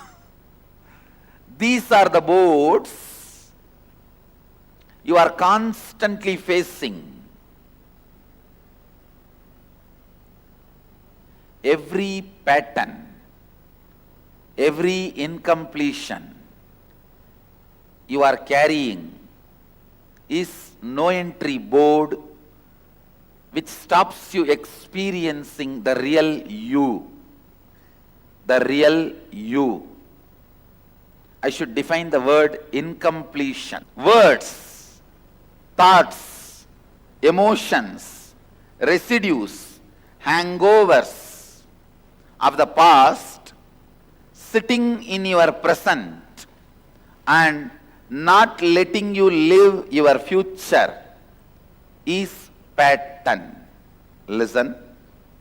Words, thoughts, emotions, hangovers, residues sitting in your past, not letting you live your future is incompletion or patterns. It can be as simple as morning cup of coffee. There are many people, without cup of coffee, they can't get out of their bed or they can't get out of their bedroom. Many can't even go for 1, 2, 3 without cup of coffee. Now it's a It's a physical level pattern. It can be as simple as cup of coffee and as complicated as always attracting abusive relationships. Please understand, if you are constantly attracting the people in your life who cheat you, who abuse you, who exploit you, even that is your pattern. So please understand, I have to tell you the truth. I have to reveal the truth to you all. If you are attracting again and again people who are abusing you, cheating you, exploiting you, or hurting you, harming you, even that is a pattern. I'll explain step by step.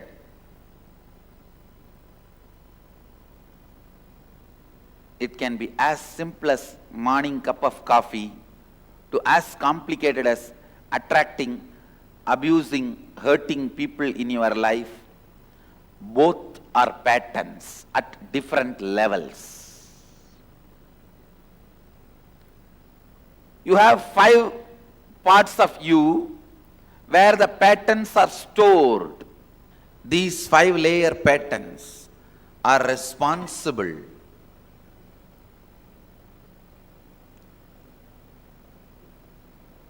for you not experiencing completion.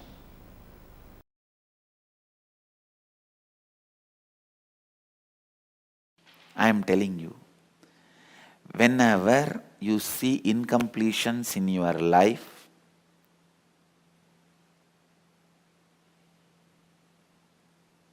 if you understand it may be factual but not real, you will reinvent yourself. Understand? A person gets back pain.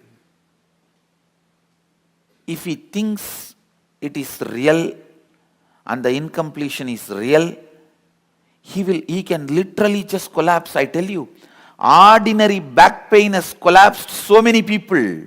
They lost confidence on themselves. Oh, if this continues, how will I go to my office? If I don't go to office, how will I make money? If I don't make money, will my wife stay with me? Will my husband stay with me? Will my son stay with me? How will I educate my daughter? My life is collapsed over. Ordinary back pain has collapsed millions of people. When you think it's a real incompletion, you are gone. If you understand, it may be factual but not real. You will approach the back pain with clarity. This incompletion is imaginary. That same back pain can help you to reinvent yourself.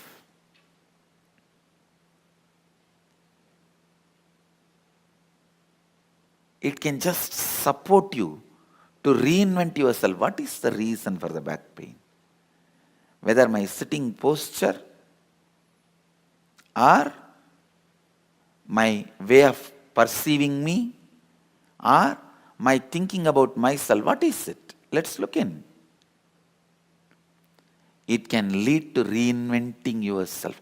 Ordinary back pain can even make you enlightened or can just collapse you. Both can happen just by ordinary back pain. Same way, a simple fight between husband and wife. If you think it may be factual but not real, you will look in what can be done to go beyond it. You can reinvent yourself. Or, I think this fight is never going to end. Come on, divorce is a solution. A simple fight, verbal fight. It may not even be fight, just strong exchange of few words.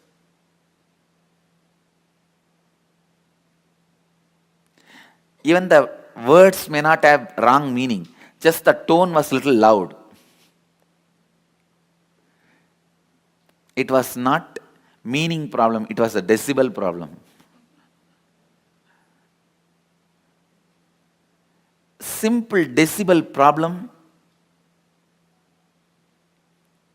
if you look in, this may be factual but not real, then that incompletion can help you to reinvent yourself. It's a decibel problem, not the factual, not even the meaning. Or, no, I cannot stand this torture. This is going on forever and ever. From my birth, my father shouted at me. From the time I got married, this fellow is shouting at me. And after some time, my son will start shouting at me. What? My life is just listening to shouting or what? I can't take it anymore. Call it off.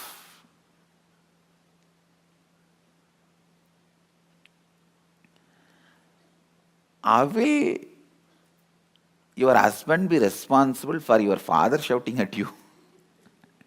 Is there no a logical way of logically analyzing the logic? Should we not have a basic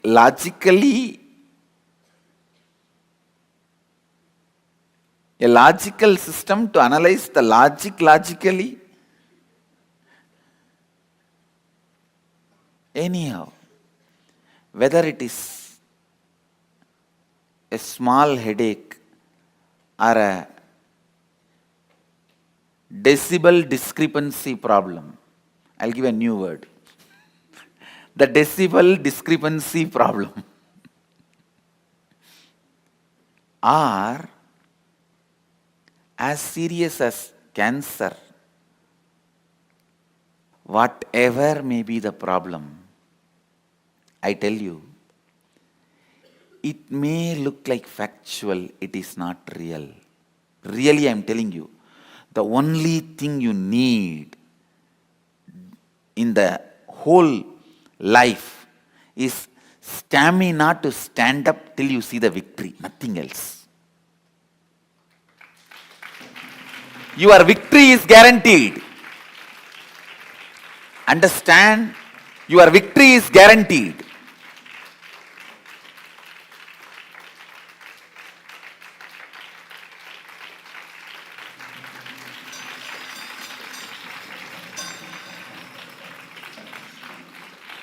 It is, the real problem is your fear about the failure making you powerless is the real problem. Nothing else. Your victory is guaranteed.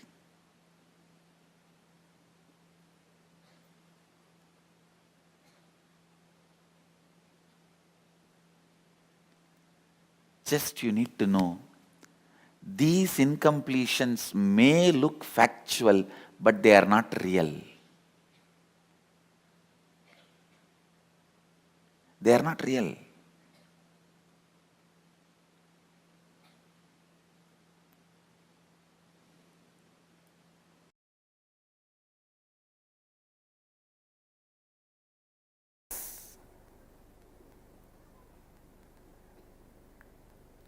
Understand?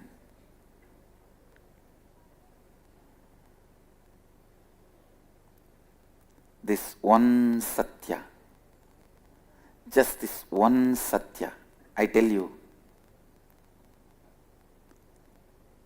these great truths revealed in our Upanishads are not myth.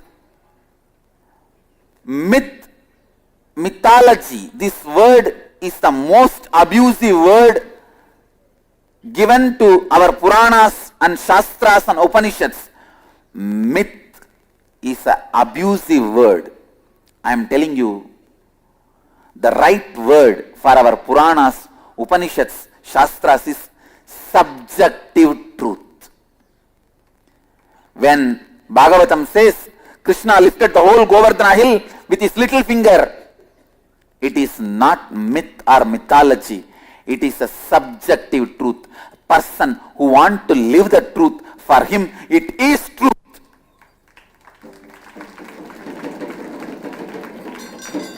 Subjective truth.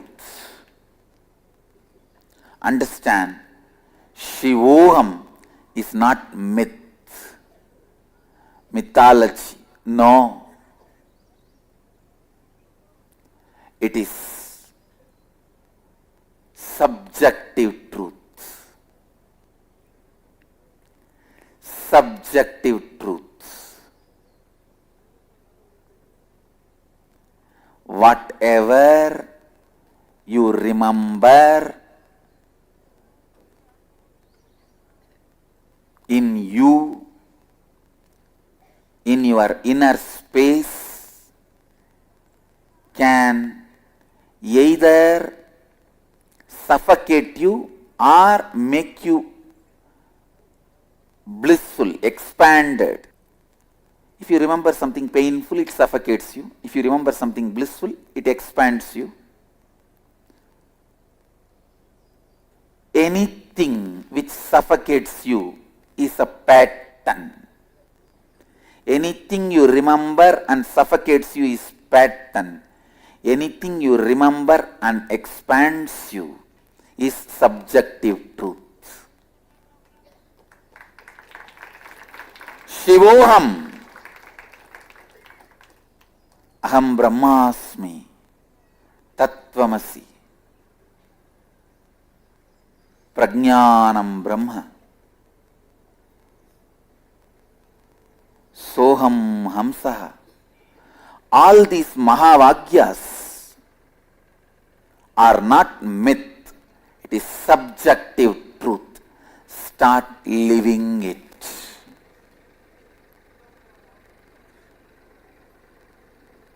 Tsunamis don't stop because of the plastic covers lying on the beach. Shivoham does not stop because of few stupid incompletions you are having in your being. Anything which you remember, anything suffocates you by remembrance is incompletion. Anything expands you by remembrance is subjective truth. I tell you, tsunamis does not get stopped by plastic covers lying on the beach. Shivoham tsunami does not get stopped by few stupid incompletions lying in your being. I am not just Shivoham tsunami, Super Shivoham tsunami.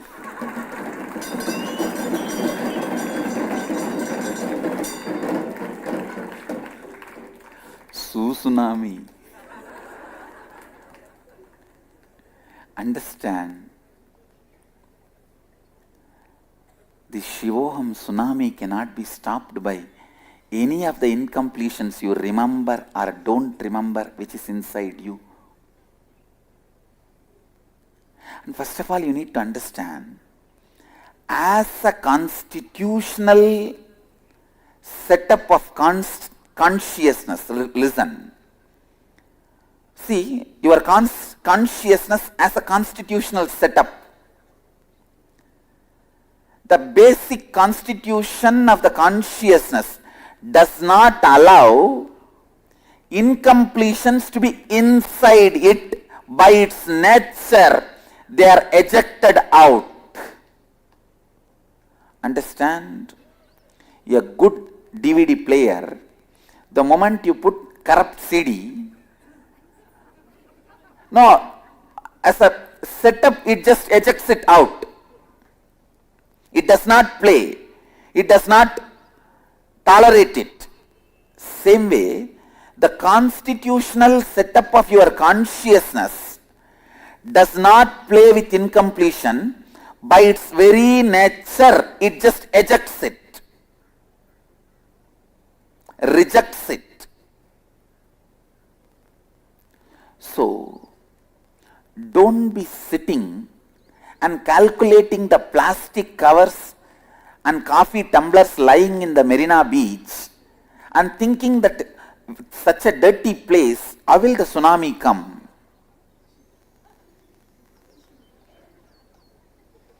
Tsunami cannot be stopped by the plastic covers. Shivoham cannot be stopped by the small incompletions you think you are having. As I said,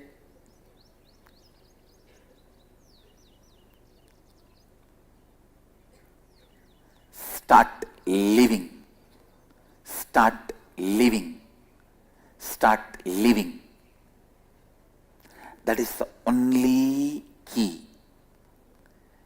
I can bless you tons of times, but only you can live it. So more than my blessings, you need your blessings. This hand is always showing victory, victory, victory and want to join. This hand also should decide to join. Only then it becomes whole.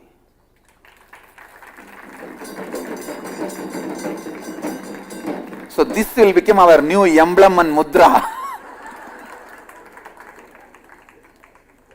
To remember, when you feel victorious, Mahadeva feels victorious. He wants you to be victorious because that is the way he feels victorious. The whole celebrates you feeling as whole because the whole feels fulfilled when you feel you are whole.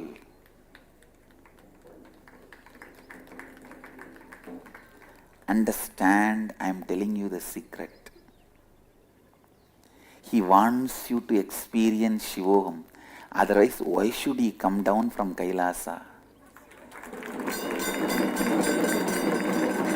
He wants you to experience Shivoham.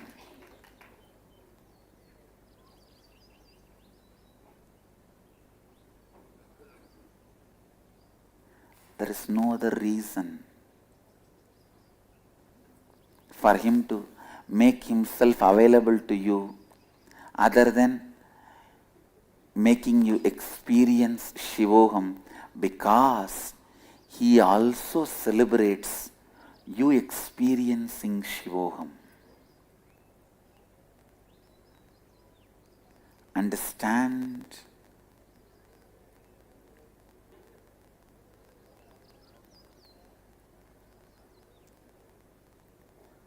Remember this one line. He celebrates when he is able to make you celebrate, because Mahadeva loves you.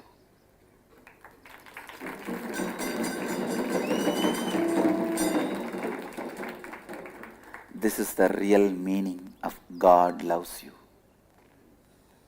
Understand?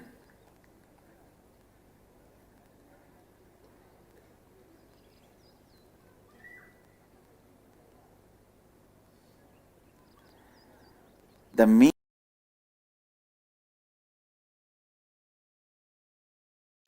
only when it comes to you, you know the suffering. Understand? I am not talking out of insensitivity. When I had a fracture in my hand, what I told my own body and DNA, please understand, it was a multiple complicated fracture.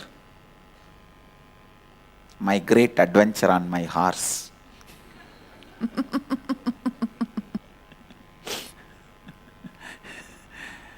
When there was a complicated multiple fracture, but within 24 hours, I was out in the public, continuing my responsibilities. Within 48 hours, I was delivering my satsangs. no painkiller, nothing. What I told to me to heal myself that quickly and come back to my normal life, and I guarantee with all my integrity, Mahadeva as a witness, I tell you, not even one moment there was a pain. No question of pain, any pain.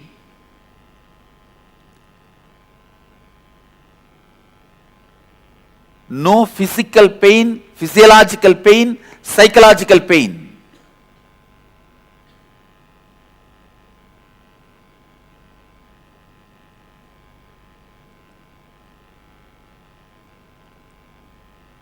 The moment I fell from the horse, when I stood up, I did not even check the hand. I saw there the Sanishwara standing with folded hands, said that I have to execute the ordained frames of life, because this physical body is in the plane, physical plane. So it has to move through the physical rules and regulations. And that was the Janma Sani time for me. The Shadeshat, L drive was going on. So he was standing with folded hands and said, I have to do my responsibility. And the moment I saw him, I smiled because the horse was black horse. And I was smiling. God, such a highly secured, tightly protected person like me. See, at least 5 to 10 sannyasis all the time around me. I can't even slip and fall even if I want. See, even if I want, if I slip also, I will fall only on my sannyasis. Any side they will be holding me. And such highly protected, tightly protected, and so beautifully this Sanishwara came and did his job and went.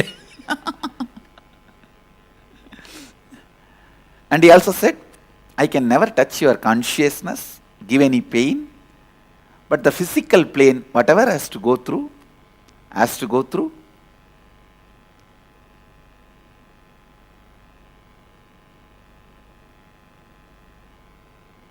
Understand, at that moment, what is the Satya, truth I myself used to heal me, recover myself, I am sharing that with you all.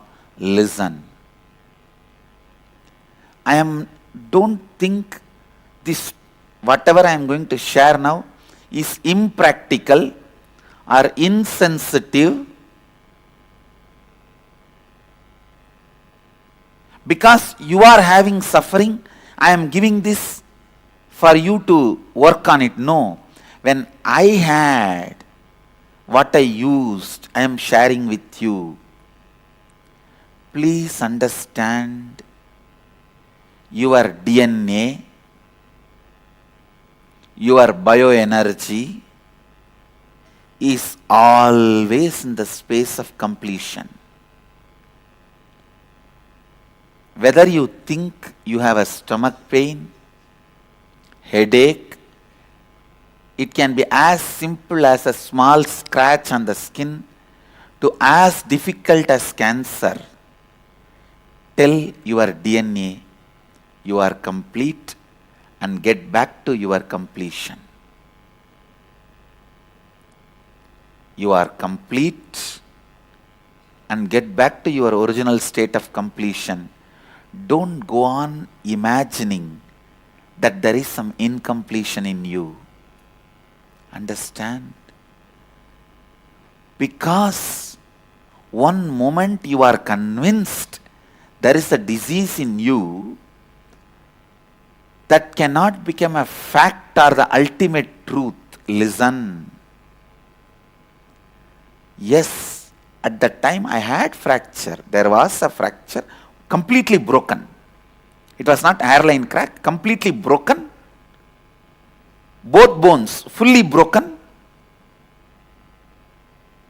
Actually, this other part of the hand was separately hanging, because the both bones broke and came out of the hand, means through the skin, completely broken.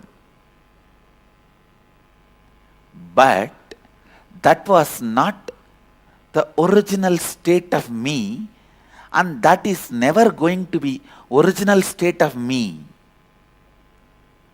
The power of suffering is, it will convince you you are going to suffer forever.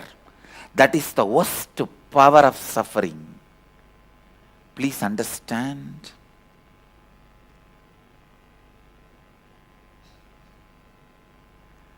If you are convinced the suffering is going to be forever with you, you are in hell.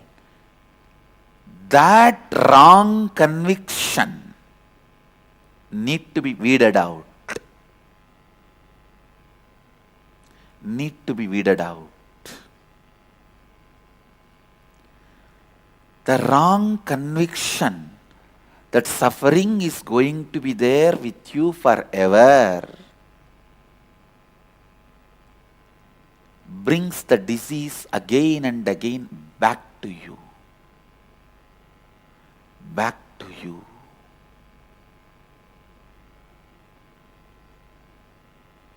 If you convince your DNA, your biomemory, you are complete, then completion will be brought back to you. Health will be brought back to you.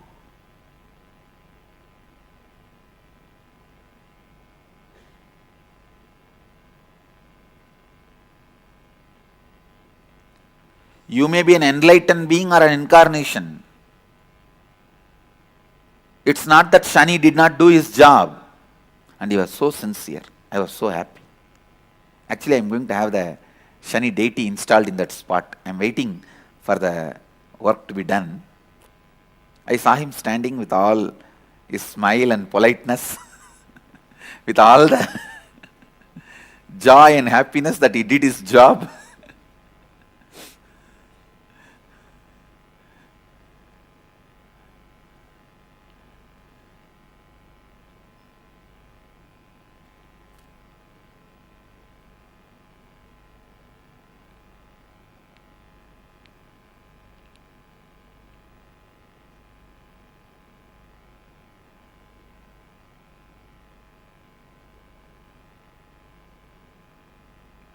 And a normal person, any normal person can never have such big fracture falling from 4 feet height horse. And we even checked my bone density and all that, there was no problem.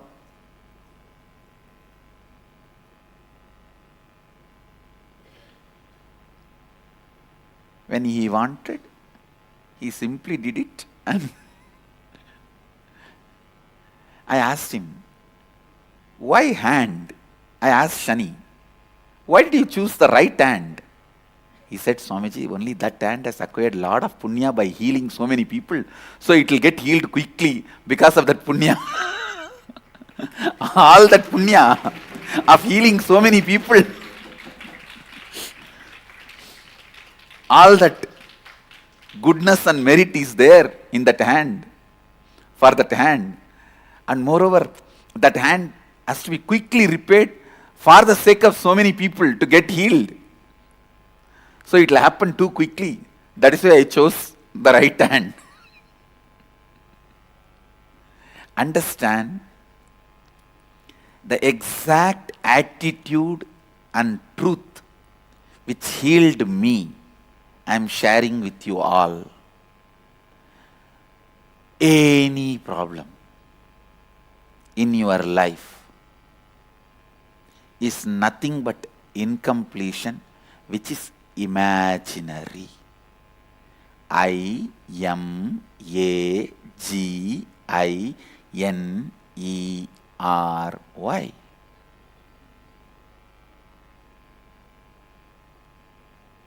I am not in any delusion, and I am not deluding you. Our Upanishadic rishis who revealed this truth are not in delusion.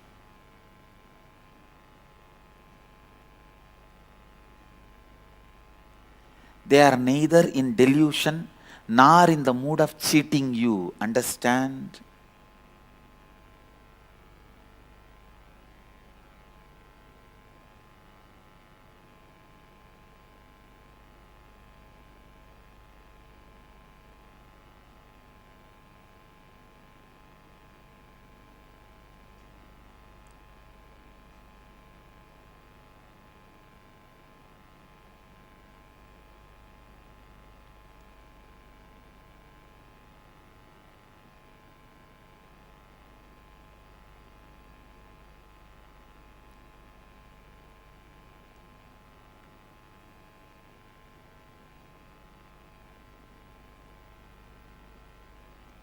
See a great gold merchant. Out of his love for Shiva, he declares, I'll make 100 kg gold ornaments for Mahadeva.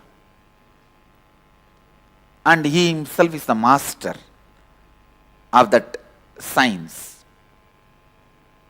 Will he cheat 2 gram gold from that 100 kg gold jewelry? One, he knows the science, quality checking. Second, he is graceful, means he is full of gratitude. Neither he will cheat nor he will allow anybody else to cheat because he knows the science.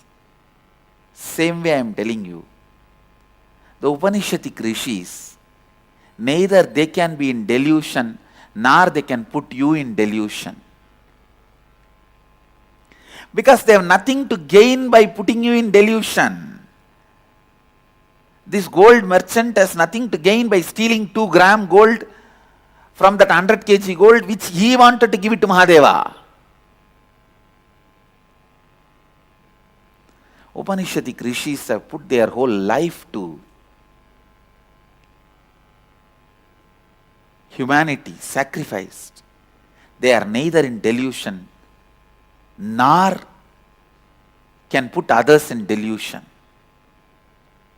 Understand, my job is the most difficult job. I have to completely teach you opposite way of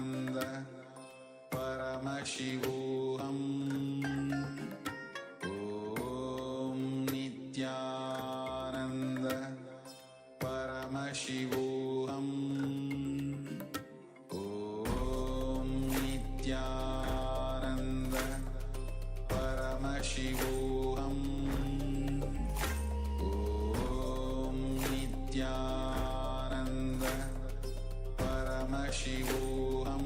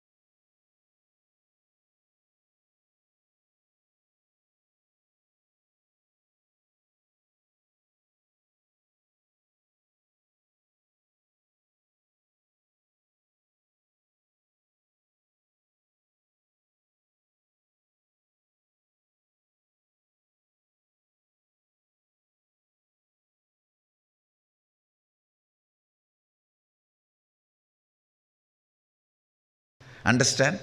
All sattvic bliss is your right, is your birthright, and you guys are Shaivites.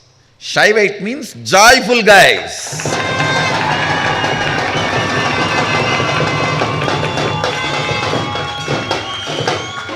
We are Shaivites, we are joyful people. I tell you, joy destroys cunningness. Joy destroys this crooked thinking. Joy destroys lack of integrity. Joy gives you larger vision. Sadashiva himself, I tell you guys, when he lands in you, he will create an intense joy in your system. That is the way he will land. He is Lord of Ananda. I wanted to explain from the angle of the spiritual alchemy process about the reason for the Sattvika Ananda. Understand? Do not allow your physiology or psychology to enjoy any joy which comes by torturing anybody. Don't allow. Then you lose your Shaivatva. No. You lose your Shivattvamasi. No, don't allow. Never allow any joy which comes by suffering of the other person, torture of the other person. No. Then your brain loses its capacity to hold Sadashiva in you. And always encourage, grow the Sattvika Anandas.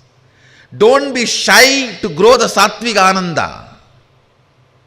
Do not be shy to grow the bliss of Sattvika, means non-violent joys, should be grown so much into the system. I tell you, more and more dosage of non-violent bliss develops larger and larger vision of life. Sattvika Ananda person gets, I can't even describe the benefits, because the benefits happening in the physical level, in the muscle memory level, physiological level, psychological level. When the pitta in your brain that layer of pitta reduces, only then your system develops a power called eating its own dead cells and cleaning up, which is the energy of Rudra. Understand? Listen. Just now, few days before, one fellow got Nobel Prize for Physics. His research project, I studied his research project. Why he got? It is all about the science of how the body is eating its old dead cells and how it can be supported and encouraged. Please listen. For what he got the Nobel Prize now, at least 60,000 years before, elaborately Sadashiva describes. I can give you precise word. Now I think in English they use the word autophagy or something.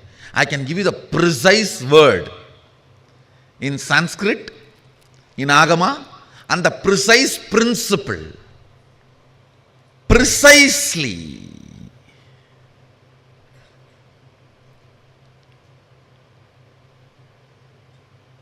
The Sattvika Ananda, what it does, listen, it will clean up the pitta layer in the brain, means the layer which makes you powerless, tired, and withdraw from the life for no reason. So actually, when the pitta layer attacks you, suddenly you will feel like frustrated and don't want to get involved with anything. If you come face to face with your mother-in-law or boss, or the people whom you don't want to see what happens to you at that moment, imagine that's the same thing, the pitta layer spreading. Listen, this Sattvika Ananda first thing cleans up that subtle layer of pitta, that is one. Second, it awakens the Rudra energy in you, which makes your system eat all the dead cells and dead parts of you and clean up. Just clean up.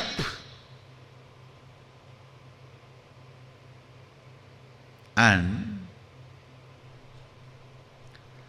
this cleaning up is very important to keep you young, to keep you energetic, to keep you healthy, to keep you blissful. As long as this Rudra energy is alive in you, you will not die, you will be immortal.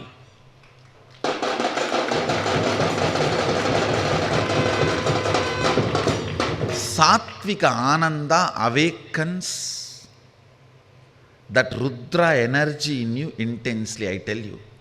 At any cost, whatever you have to give up to live with the happy people, sattvically happy people, just go and be with them.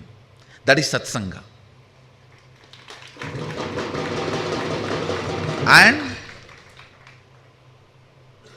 plan sincerely to make that same kind of a Sattvika Ananda in your home and workplace. Where you are working, in your home, both places. A very simple thing. A non-violent joy will actually make your workplace productive. It will become productive. I am telling you, even in my Sangha, only the people who are joyful are productive. Everyone else is a load. It's a load only. I have many pillars, supporting pillars and hanging pillars. No, joyful people are all supporting pillars. They will be highly efficient, highly integrated, have a passion for Sattvika Ananda, have romance with Sattvika Ananda, the non-violent bliss, peaceful bliss, where you don't hurt anybody, but it is joy for you. Grow more and more of Sattvika Ananda in your system. Activities which makes the Sattvika Ananda in your system, you will become efficient, You will become integrated. You will be just glowing. You will be completely healthy. The Rudra energy in you will be so alive. You will be young forever. It's an amazing beauty technique. Now women don't need any other convincing reason or the context to practice. Done. Only for men I have to give the remaining reasons. The moment I know the way the body of the kids move, see when they jump, dance, the way the body moves itself, I know, yes, this kid has come to integrity. He has lost all the cunningness. He is no more cunning. Or the joy, when the joy can become a lubrication for all the body joints and move, you can't retain cunningness anymore in your system. You just have to be, see, joy always makes you integrated. For example, if there is high water level in Ganga, you don't have to worry about the stones in the bed, river bed. You can just go in the boat or ship or whatever. If the water level is low, you need to worry about the stones and everything. The river bed, boat cannot travel comfortably. Same way, in high joy only integrity boat can travel in your life.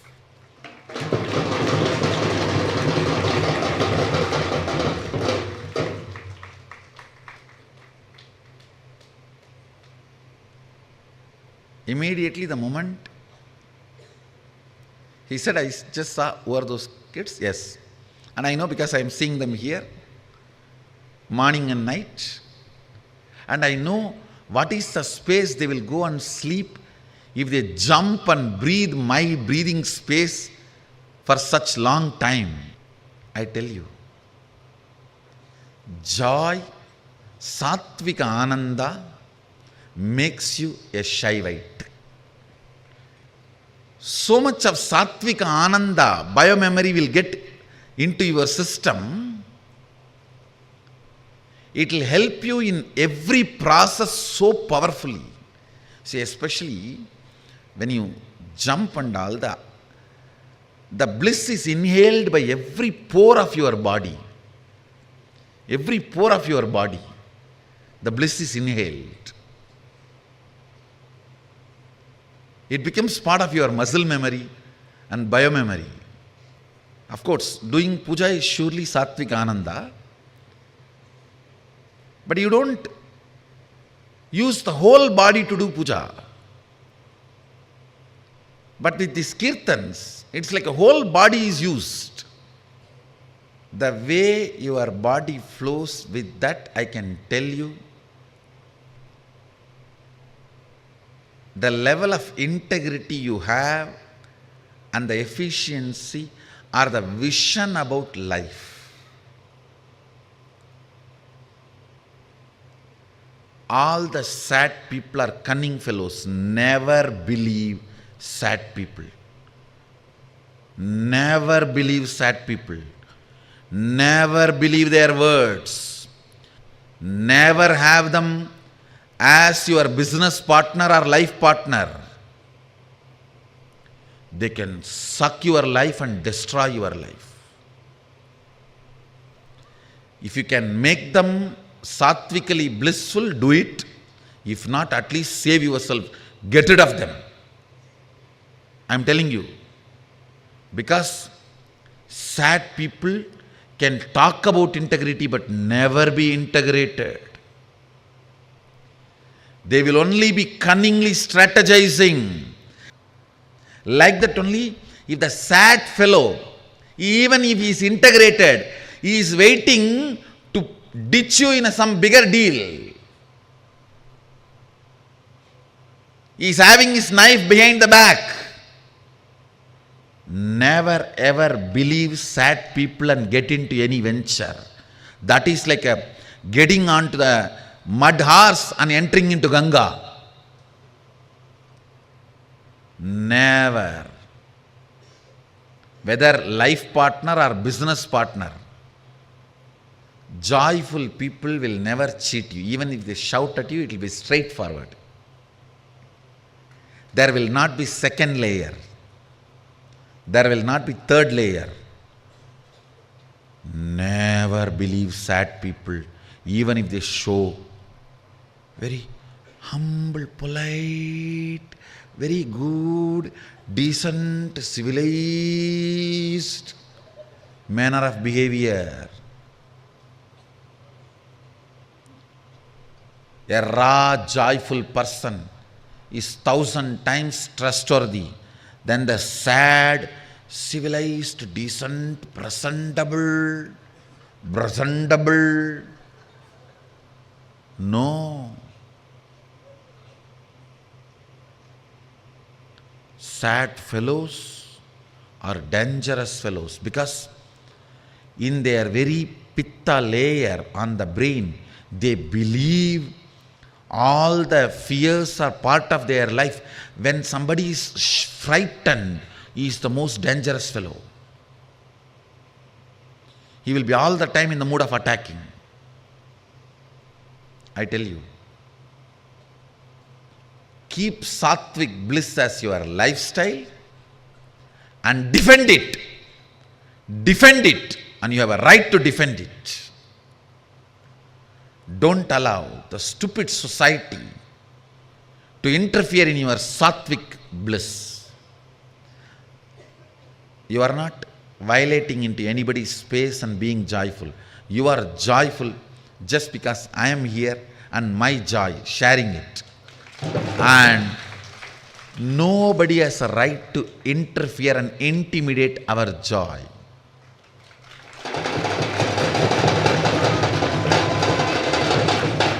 If they intimidate, they give us the right to retaliate.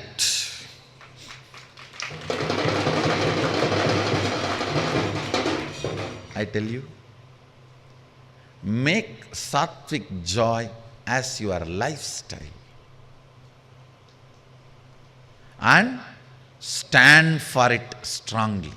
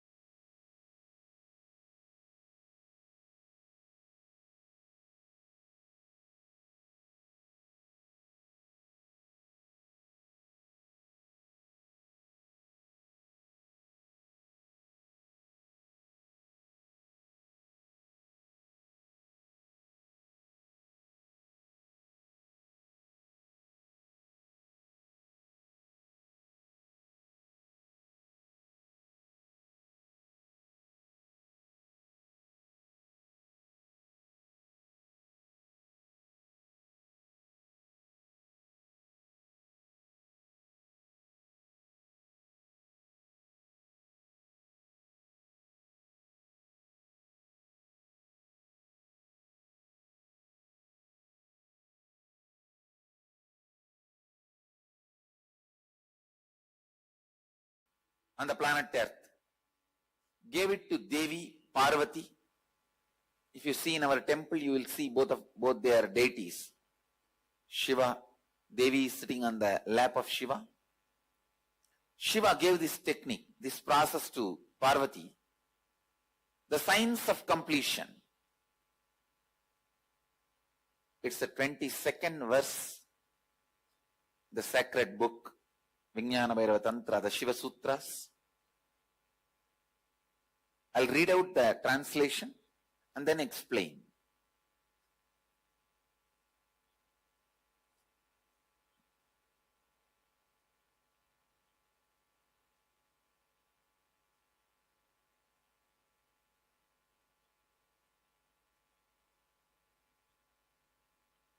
Look at your past, disidentified. Let attention be at a place where you are seeing some past happening and even your form having lost its present characteristics is transformed. Listen.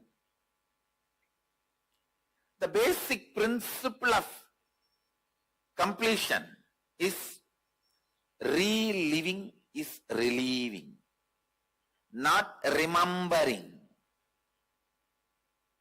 The difference between remembering and reliving, listen. You are now 57. If you remember something which has happened at the age of 7, you are 57, but you are remembering what happened at age of 7.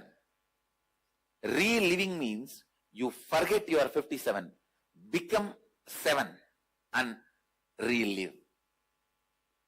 How many of you understand the difference between remembering and reliving? Getting it?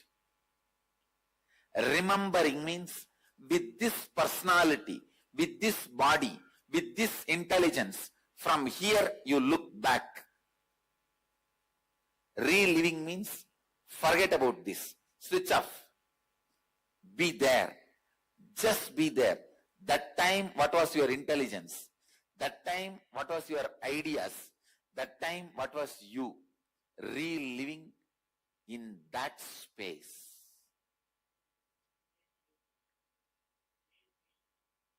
Same anything. I don't even want to say pain. Sometimes it may be doubt, it may be guilt, it may be pain, it may be joy, whatever. Listen. Are you all understanding the difference between remembering and reliving? Reliving means going, switch off here. Lose the present characteristics. Go back to that same situation. For example, I'll give you the example. You have the incident, like at the age of 3, you were jumping and playing in the rain. Your mom sees you, just slaps you and says, come on, why are you playing in the rain? You will catch cold, you will fall sick. And drags you and puts you in the room and locks you. Now, if you remember that incident, you will feel your mom has taken care of your health. She was protecting you. She's such a nice person. She saved you. But at that time, did you feel any of that? What would you have felt? You would have cursed her, called her by names, kicked, shouted, screamed, said, you die, I want to play in rain. So reliving means not looking at that incident with the present intelligence, understanding. Going back and reliving exactly what was at that time. At that time you would have felt her as demon, snatching the joy from your life. So go back there and relive. Listen, reliving is relieving.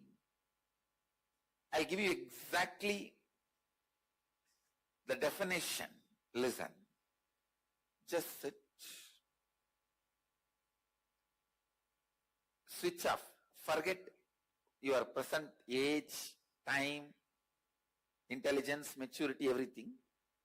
Go back to the incident you need to complete. Relive the incident as it happened. Just see how you were shivering, how you were crying, how you were shaken, how you were filled with doubts and confusion, guilt, whatever was going on. Relive. Do not justify. Do not judge. Do not look from the present context.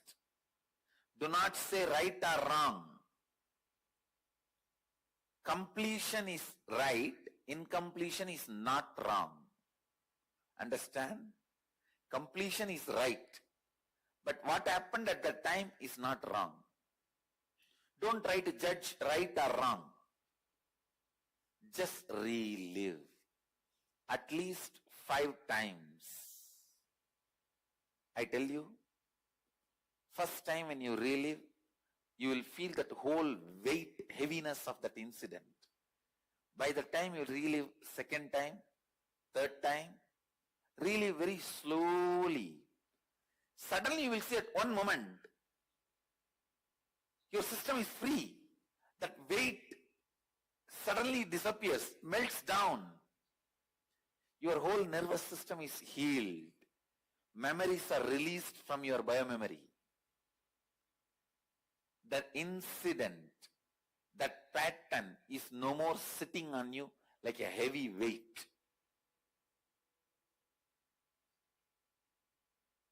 If you do it, you will catch it. You will understand it. You will experientially get it. So every incident you wrote, just sit and relive at least 5 times. This is the first step of completion. And as an incarnation, I commit with you all, whatever you relive, I'll complete it. You'll be free from the patterns and incidents. You'll be free from that sadness. You'll be free from that incompletions in every way. Please listen. I can really burn your sufferings and I'll burn it.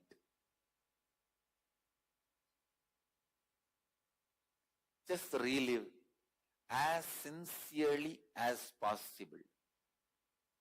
I'll give you step-by-step instruction. Close your eyes and sit in a straight way.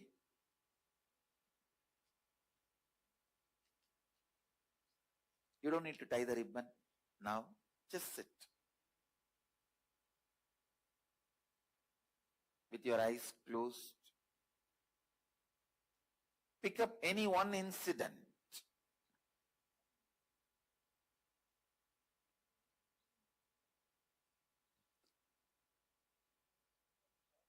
Start reliving and relieving. Go back to the same place, same space, same situation, same experience, same emotion, same dress, same smell. Relive and relieve. Whatever happens in your body and mind and nervous system, allow it. Relive and relieve. Start reliving and relieving.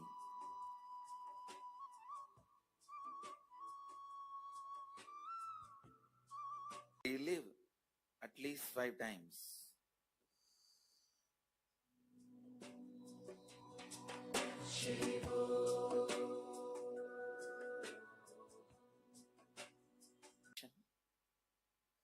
Let your eyes be closed. Please better tie the ribbon.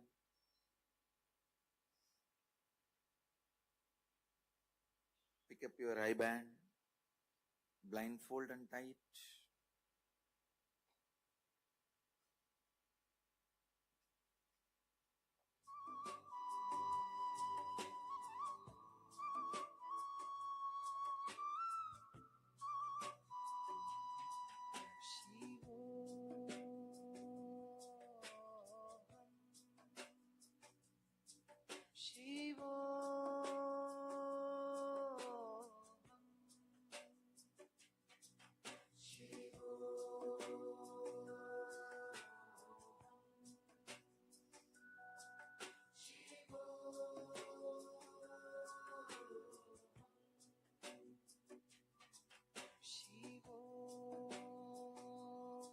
incident.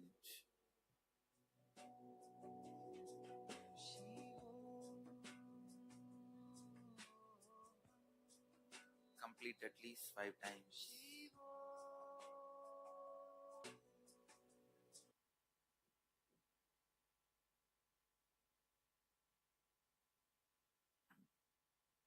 How many of you already started experiencing completion? Listen. Means you can see that weight, that heaviness is melting down in your inner space. Raise your hand. Good. Good. We will move to the next step of the completion.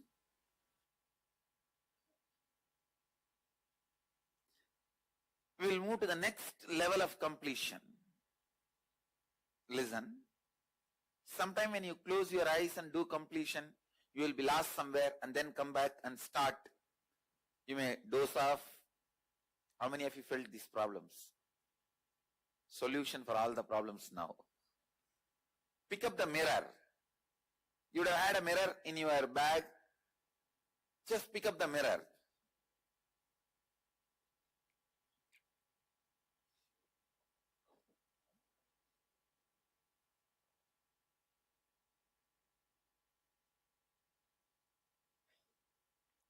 All the distraction will disappear. Getting stranded will drastically reduce.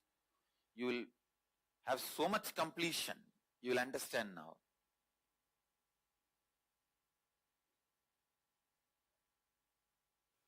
Yes, please, what do you want to ask? Go ahead. Switch on the mic.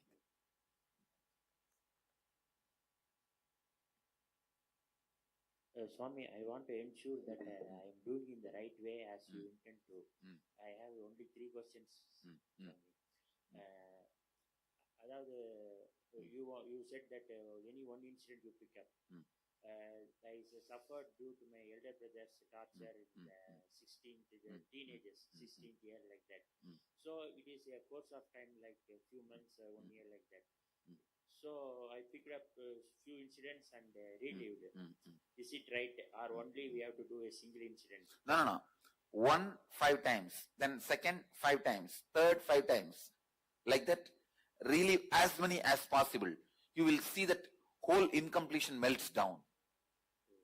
New awareness comes up. In the course of time, many incidents. Yes. It's okay. Whenever whatever you remember, relive everyone, each one. Then? Swami, I felt was somewhat tired doing this. That is okay. Because the nerves, the whole incompletion will be leaving the system. And I never cried at that time also, now also. I never. That is okay, no problem. Don't worry. It is no problem. No problem, don't worry. I thought I am not. No, don't worry. Thank you. Crying is not compulsory. Listen. I will give you the clear technique. Keep the mirror, support your hands comfortably so that you don't move this side, that side. Lock your both eyes into the reflection of both your eyes. Please lock.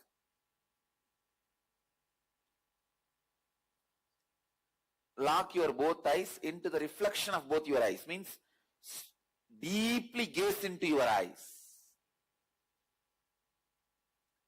And now, in that mirror, visualize the whole incident and relive. Literally like watching the TV. Relive in that mirror. Each incident 5 times, relive in that mirror. Please do it. You will see how the completion happens and all the incompletions, powerlessness melts down. Please do it. Start. Yes. Go ahead. Do we go right back to the beginning, or do we just... Yes. Okay. The same thing which you did with closed eyes, you are going to repeat. The same thing you are going to repeat. First, pick up the same incident, 5 times relive, but you are going to visualize and see in the mirror. Then second incident, relive 5 times, and third incident, relive 5 times. You will see now how melting down of the incompletion happens. The hatred, guilt, shyness, shame, powerlessness, pain, everything will just lose its power over you.